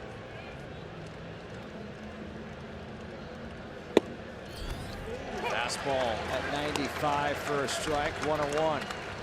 Soria trying to get into a spot where he can eventually go to that split finger. See the generous strike zone today. But Pat Hobart has been consistent.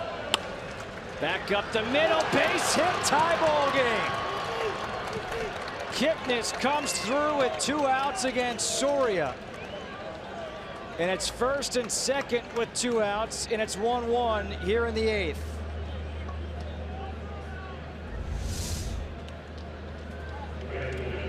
Well, he goes with that splitter right there. Not a bad spot. Kipnis does a nice job of staying with it and just driving the ball. Shoots it past Escobar. You know, you go back to that play. Brantley hit that ball up the middle, what looked like would have been an out to Escobar. Soria kicks it. Shoots it into left field. Now a pinch hitter for the Indians, Lonnie Chisenhall, will pinch hit for Brendan Guyer. Guyer was 0 for 2, 2 strikeouts and a hit by pitch. Chisenhall on the season, 280, a couple of home runs, 13 RBIs. A base hit here, Encarnacion at second could give the Indians the lead. And Andrew Miller is warming up in that bullpen. Down low, 2-0.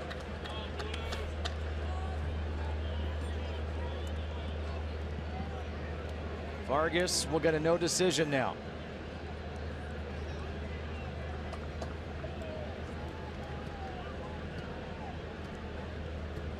So really it came down to the Indians just wanted to see a righty.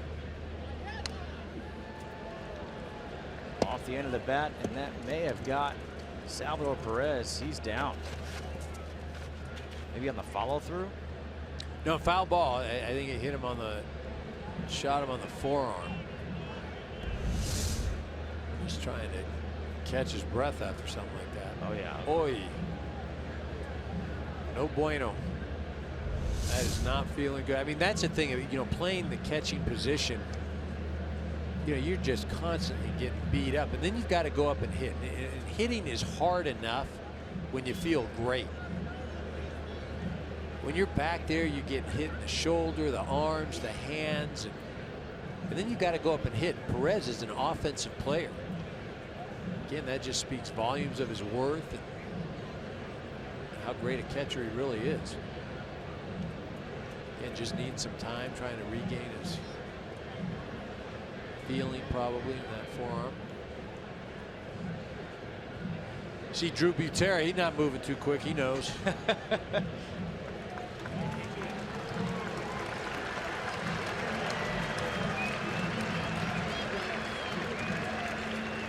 He's good. Says thank you. 2 balls and a strike. The count to Chisenhall.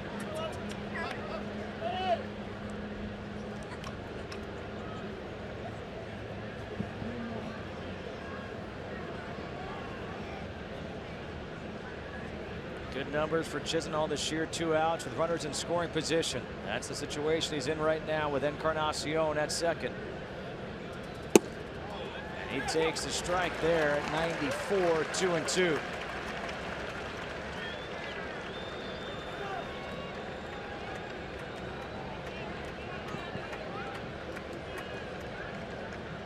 The 2 starters pitched great. Vargas and Tomlin. The 2-2. Down the first baseline, foul. We'll do it again. And now for the Royals, it's in the hands of the bullpen. Soria has given up the lead. A 2-out RBI single by Jason Kipnis. Out there in the bullpen for the Indians, Andrew Miller has stopped throwing. But Josh Tomlin has thrown 76 pitches through 7 innings. Yeah, no, he's been great. He really only one bad pitch, and it was, I don't know if it was a bad pitch as much as it was just bad choice of pitches. Tried to go inside to Eric Hosmer where he'd been setting him up away the entire game. Oz did a nice job. Got the RBI single. But even this inning, Soria, I mean, look at the ground ball, hits off his foot. The 0-2 pitch to Encarnacion where he gets jammed, gets a hit. And he gets Chisenhall. Right, nope. They say it's a foul ball. A foul ball is called by Pat Hobert. Chisenhall, he said right away he got a piece of it.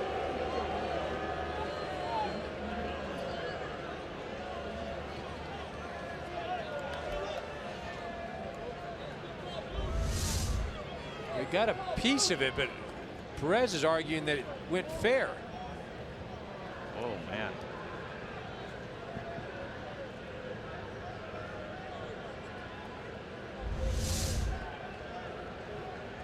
Tough one. Maybe caught a break.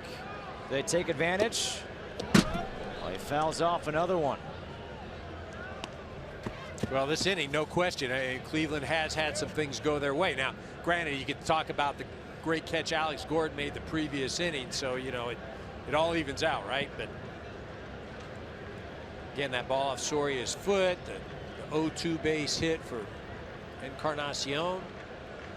3-2, runners will go. Chisenhall strikes out on a 93-mile-per-hour heater.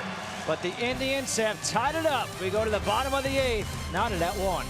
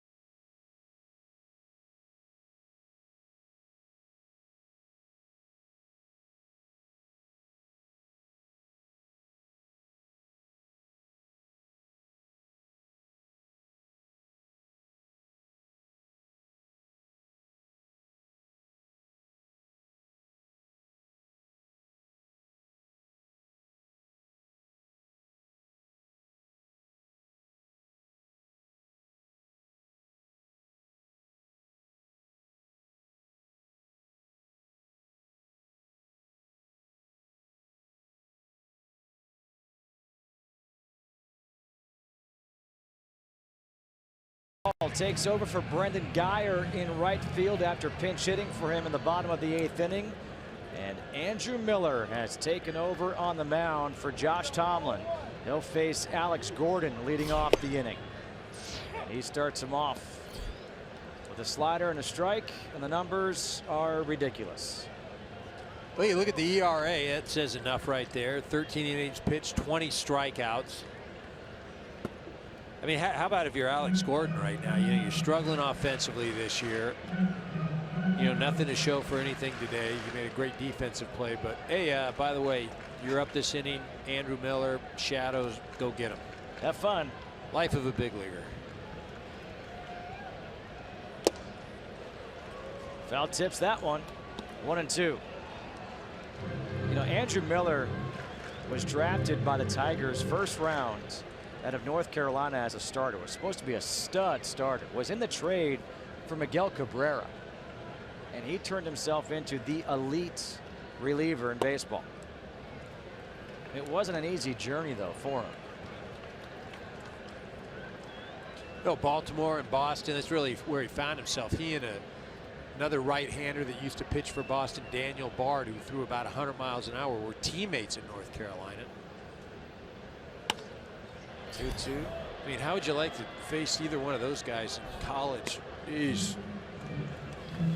Gordon does have good numbers against Andrew Miller in his career.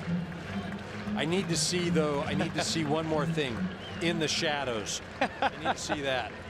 I need to see that split.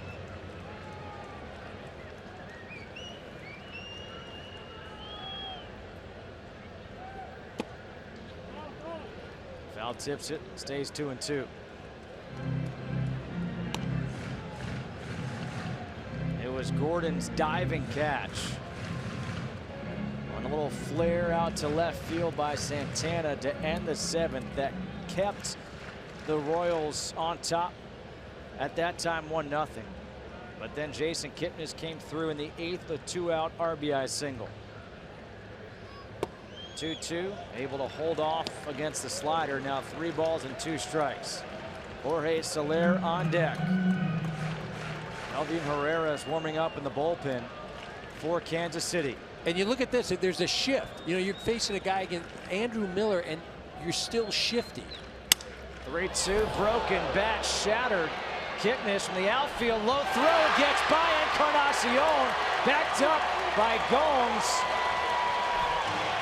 And Gordon is able to reach first. And now let's see. Gordon, they're going to try to tag him here. And they're going to say safe.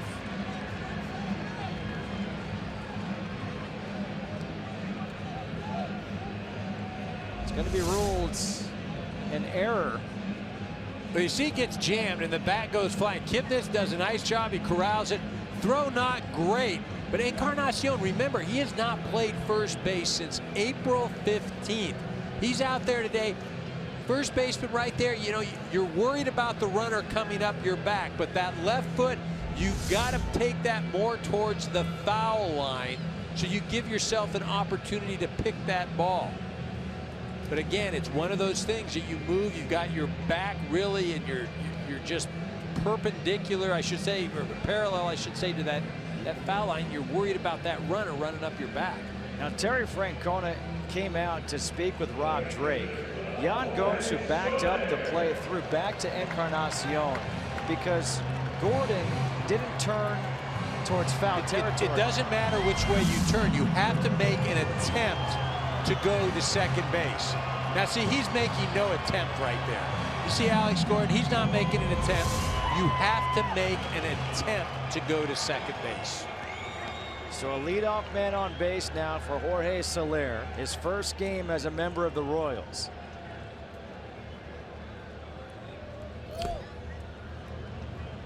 Foul ball, 0-1.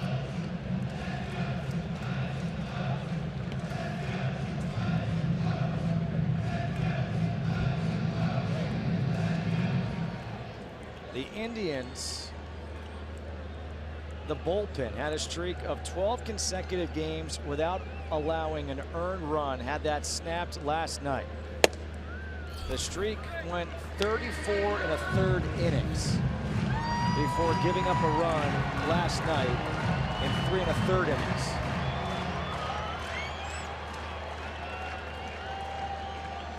The bullpen ERA since April 20th is .24. Soler to center field. Almonte backs up, makes the catch. Gordon shows that he's tagging, and a strong throw by Almonte, and Gordon will stay at first base.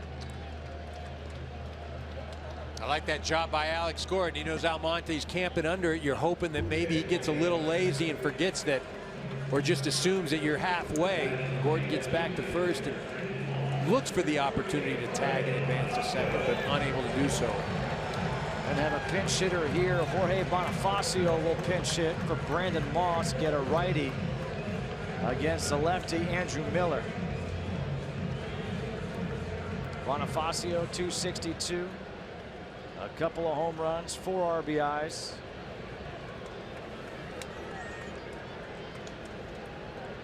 His brother Emilio Bonifacio.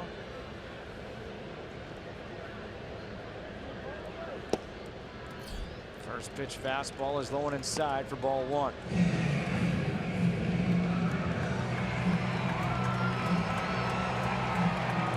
One ball game here in the bottom of the 8th inning. The Royals took the first game last night 3-1. That snapped an 8-game skid against the Indians. This Royals team who scuffled through the month of April, to say the least, trying to turn it around in the month of May. 97. I mean, you just had a slider down at your feet, and then now you go fastball 97 out over the plate, out of the zone. Actually, not out of the zone. Out the corner right there.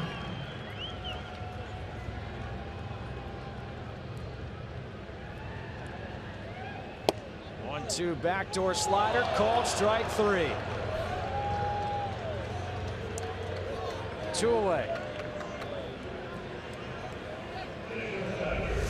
I mean, you notice it, location and height varies on every pitch here.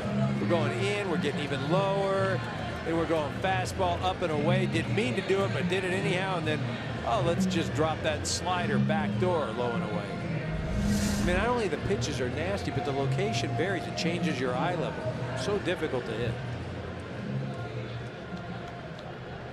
Alcides Escobar 0 for 2, a ground out and a fly out. 2 away here in the 8th. Gordon reached on the error. First pitch in there for a strike. 0-1. There was an error by Jason Kipnis off that broken bat from Alex Gordon.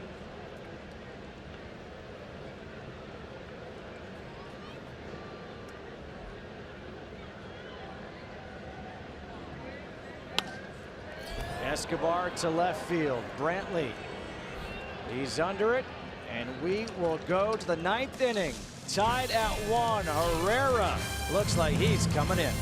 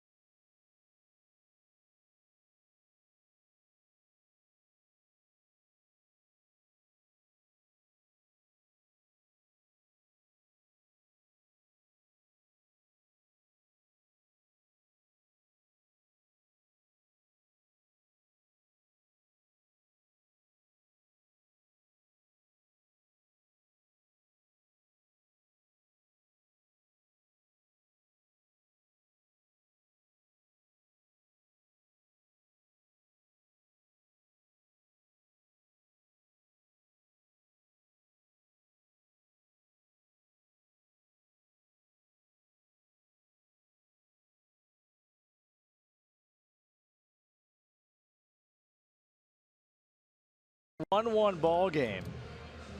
And we're all tied up at 1 because in the 8th, this is how things got going. It was Michael Brantley off the foot of Joakim Soria, and then Encarnacion, the broken bat single to right. Brantley went to third base. Jose Ramirez struck out, but then with 2 outs, Kipnis up the middle drove in Brantley to tie the game at 1. And so here in the 9th, a new catcher in the game, Drew Butera, has come in. We saw Salvador Perez take that foul ball off the forearm, and Butera gets to catch the closer, and Kelvin Herrera. Herrera starts off Yan Gomes with a breaking ball. Herrera 4 of 5 in save opportunities, this not being a save opportunity. A 2.45 ERA, 11 innings, 7 strikeouts to 2 walks.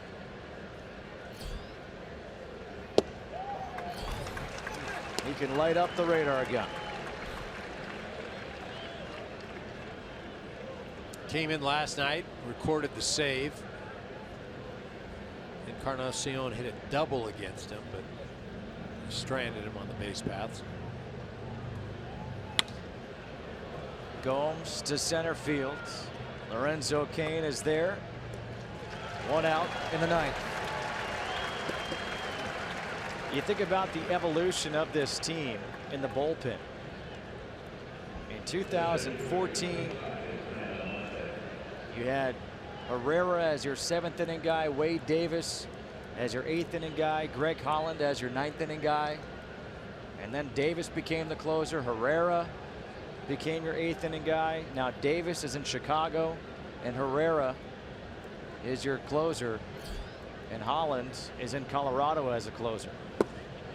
Now, might I add, doing a great job. Wow. Wow. The Rockies, a surprise team to start the season. The Colorado Rockies this year 18-12 coming into today, leading the NL West. And it's Abraham Almonte, 1 ball and 1 strike. Almonte gets to turn around to bat from the left side where he hits 294. Unfortunately, he has to hit against Herrera.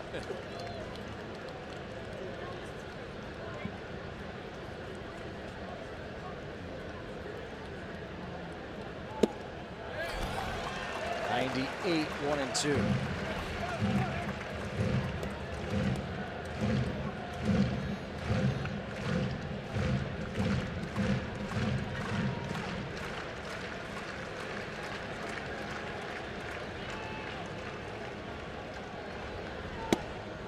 Nine outside at 99, 2 balls and 2 strikes.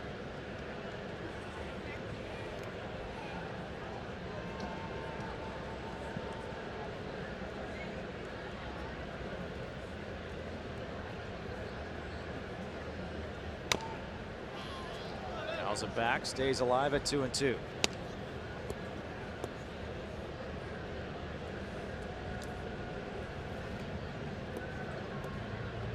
Don't forget Yankees and Cubs tonight, 7 p.m. Eastern time on Fox.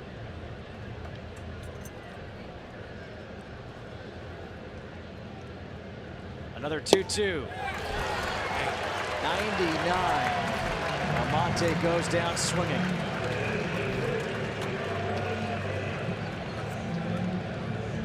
Again, Herrera just rearing back and throwing it by Almonte, 99 miles an hour.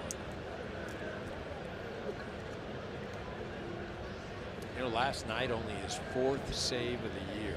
Just hasn't had a lot of opportunities. In fact, prior to last night, April 19th was Herrera's last save. That's how bad things have been for the Royals. Just no opportunities. Just offensively, again, you know, today, 1 run. Santana takes the pitch down low for ball 1.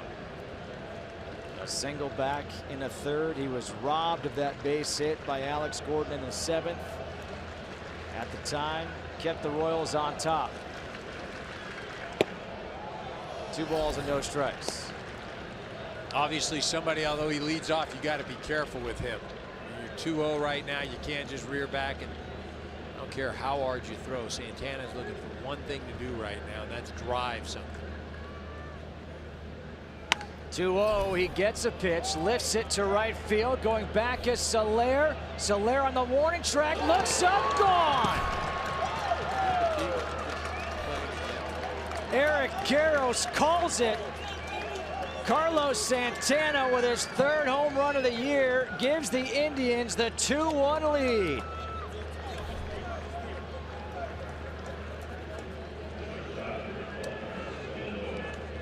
I mean, that's the thing where sometimes you let ego get in the way. You know that the hitter has one thing to do right there. And a guy like Santana, he's coming out of his shoes.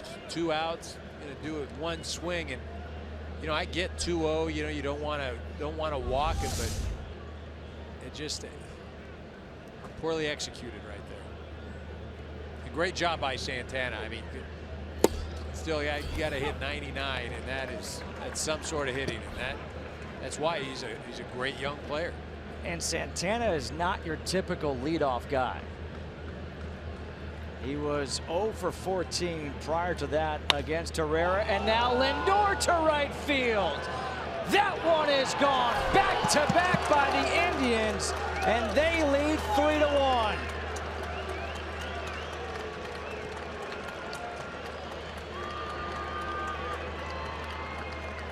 The rest of Major League Baseball right now is watching, saying we must throw lefties against the Indians, because apparently no matter how hard you throw, they can hit the righties.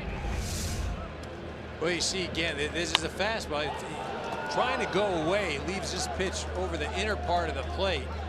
Kind of leaks a little bit in, and Lindor just, you know. When we talk about Lindor and what he's added so far in this early part of the year, it's power. And again, this 8 home runs already. Back-to-back home runs with 2 outs in the 9th by Carlos Santana and Francisco Lindor. 3-1, Indians now lead, and Michael Brantley behind on the count, 0-1. And now 0-2.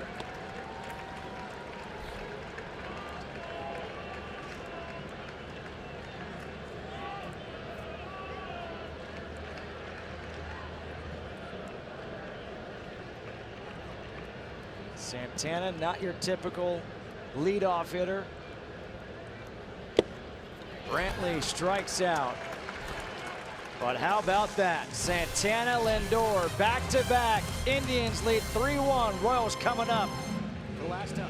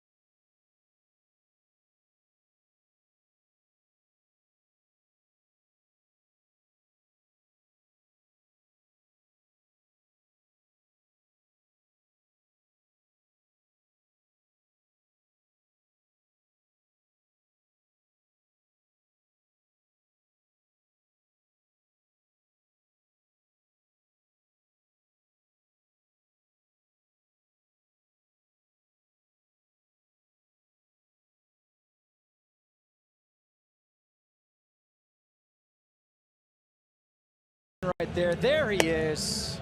His home run with 2 outs has given the Indians the lead. Then Francisco Lindor followed back-to-back home runs. It's 3-1 Indians leading as we go to the bottom of the 9th. And Cody Allen is coming in for the save. He's 7 for 7 this season, a 0.82 ERA, 22 strikeouts in 11 innings, and just 3 walks. I mean, you just had to face Andrew Miller, right? And you know, you think, okay, well, that's the toughest guy to face. Well, here's a guy that dominates as well. First pitch breaking ball. Misses to Whit Merrifield. Yan Gomes thought it was a strike. I think Merrifield thought it was a strike too. He's 0 for 3. A ground out, a line out, and a pop out.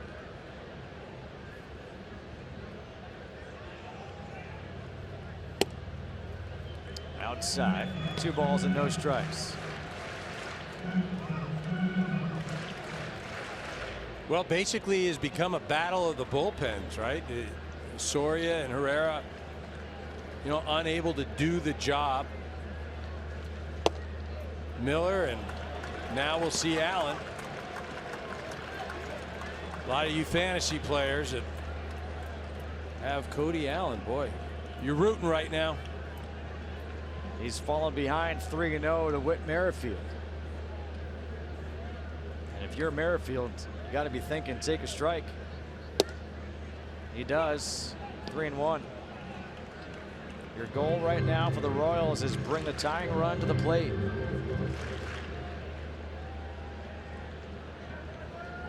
Well, and you've got the right guys coming up. Moustakas, Kane, and Hosmer. I mean, right now you got to get Hosmer to the plate. You have just got to get him to the plate. That just means get somebody down to first. Moose, he can hit one out. Again, the Haas, he's been as hot as anybody on that Royal Ball Club.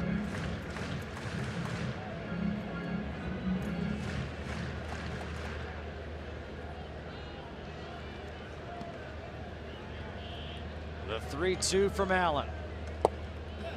Called strike 3 on the outside corner. 1 away in the 9th. Here is the prevailing moment of the game, sponsored by the Hartford. We just saw it in the 9th. Well, you got a 2-0 fastball. Santana says, get out of here. He crushes this Herrera offering. And then Lindor says, I can do just as well, adding power to his game this year. Deposits it deep in the right field.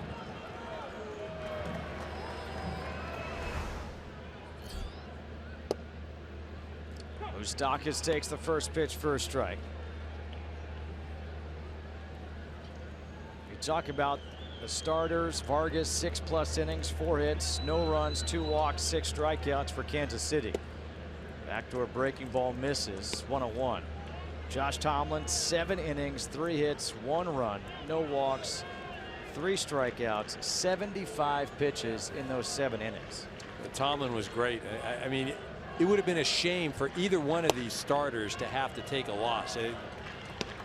Again, wins and losses really not representative of how somebody pitches. Tomlin absolutely dominant and efficient, by far his best outing. A 2-1 to Moustakas. Fastball is high and outside. Now 3 balls and 1 strike. Now there was a lot of thought last year that when the Indians acquired Andrew Miller, that he would become the closer. Cody Allen stayed in that role. And that's what's great about this team. There's no ego with these guys in the bullpen.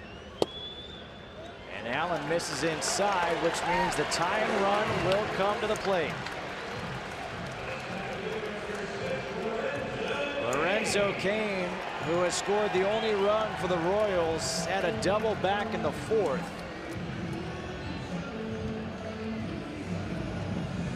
Terry Francona did such a great job managing that bullpen last year in the postseason.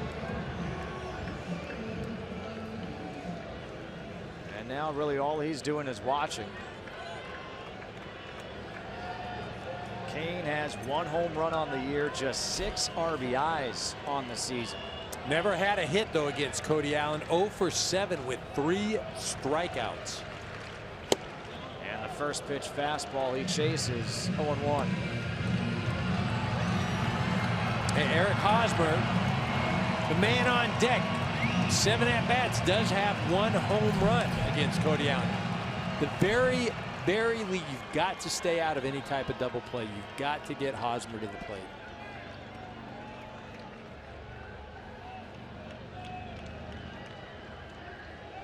The 0-1.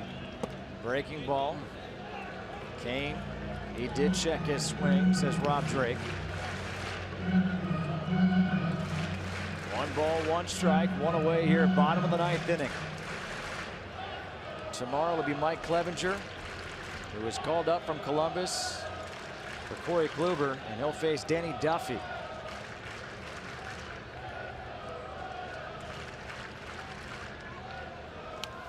Ooh, fouled back. Good swing by Kane. I think right now you got to look at your Cody Allen on Gomes. You got to go with the slider away. You had him do a check swing on the previous pitch prior to that foul ball. He's had some decent hacks on the fastball. 1-2.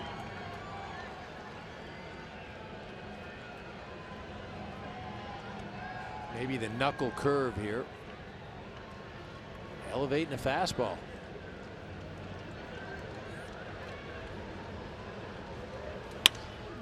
He goes right back up the middle. First and second, 1 out for the Royals. I don't understand the selection there.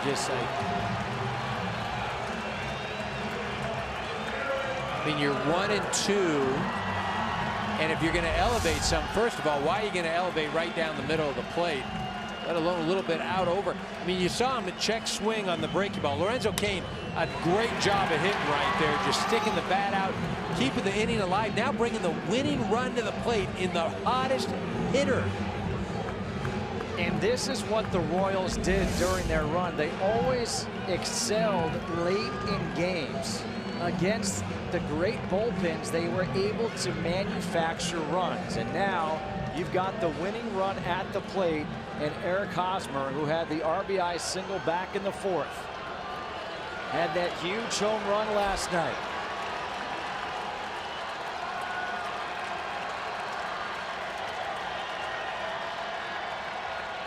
First pitch, breaking ball. They go to second for 1. That's the only out they'll get. So runners on the corners with 2 outs.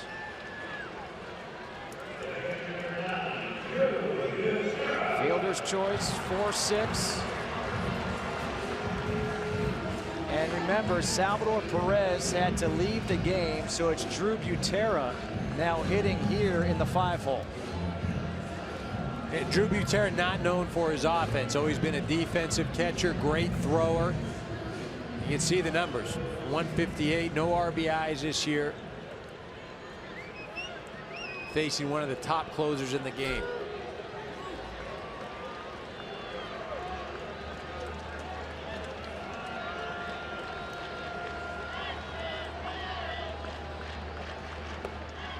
First pitch, breaking ball is low and outside for ball 1. You know, that's kind of where again, go over the fastball. You know, this guy that doesn't swing the bat that often, not known for his hitting. You know, start him off with the fastball, get ahead. You know, you throw the breaking ball. Where was that breaking ball against Kane when you could have put him away?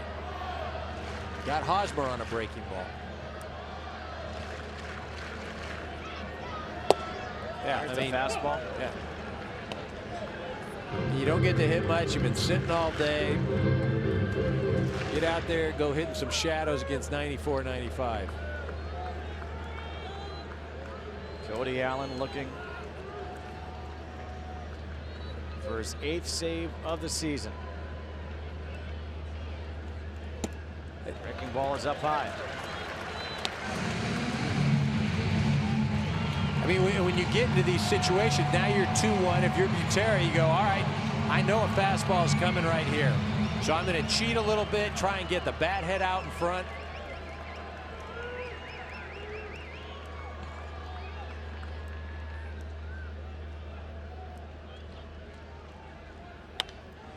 Fastball popped up, Foul territory, left side. Ramirez has room, makes the catch, and that will do it. The Indians take game 2 of this series. Back-to-back home runs with 2 outs in the 9th inning by Carlos Santana and Francisco Lindor, and the Indians win it 3-1. For Eric Karros, I am Justin Kutcher saying so long from KC. Let's go to KB in LA.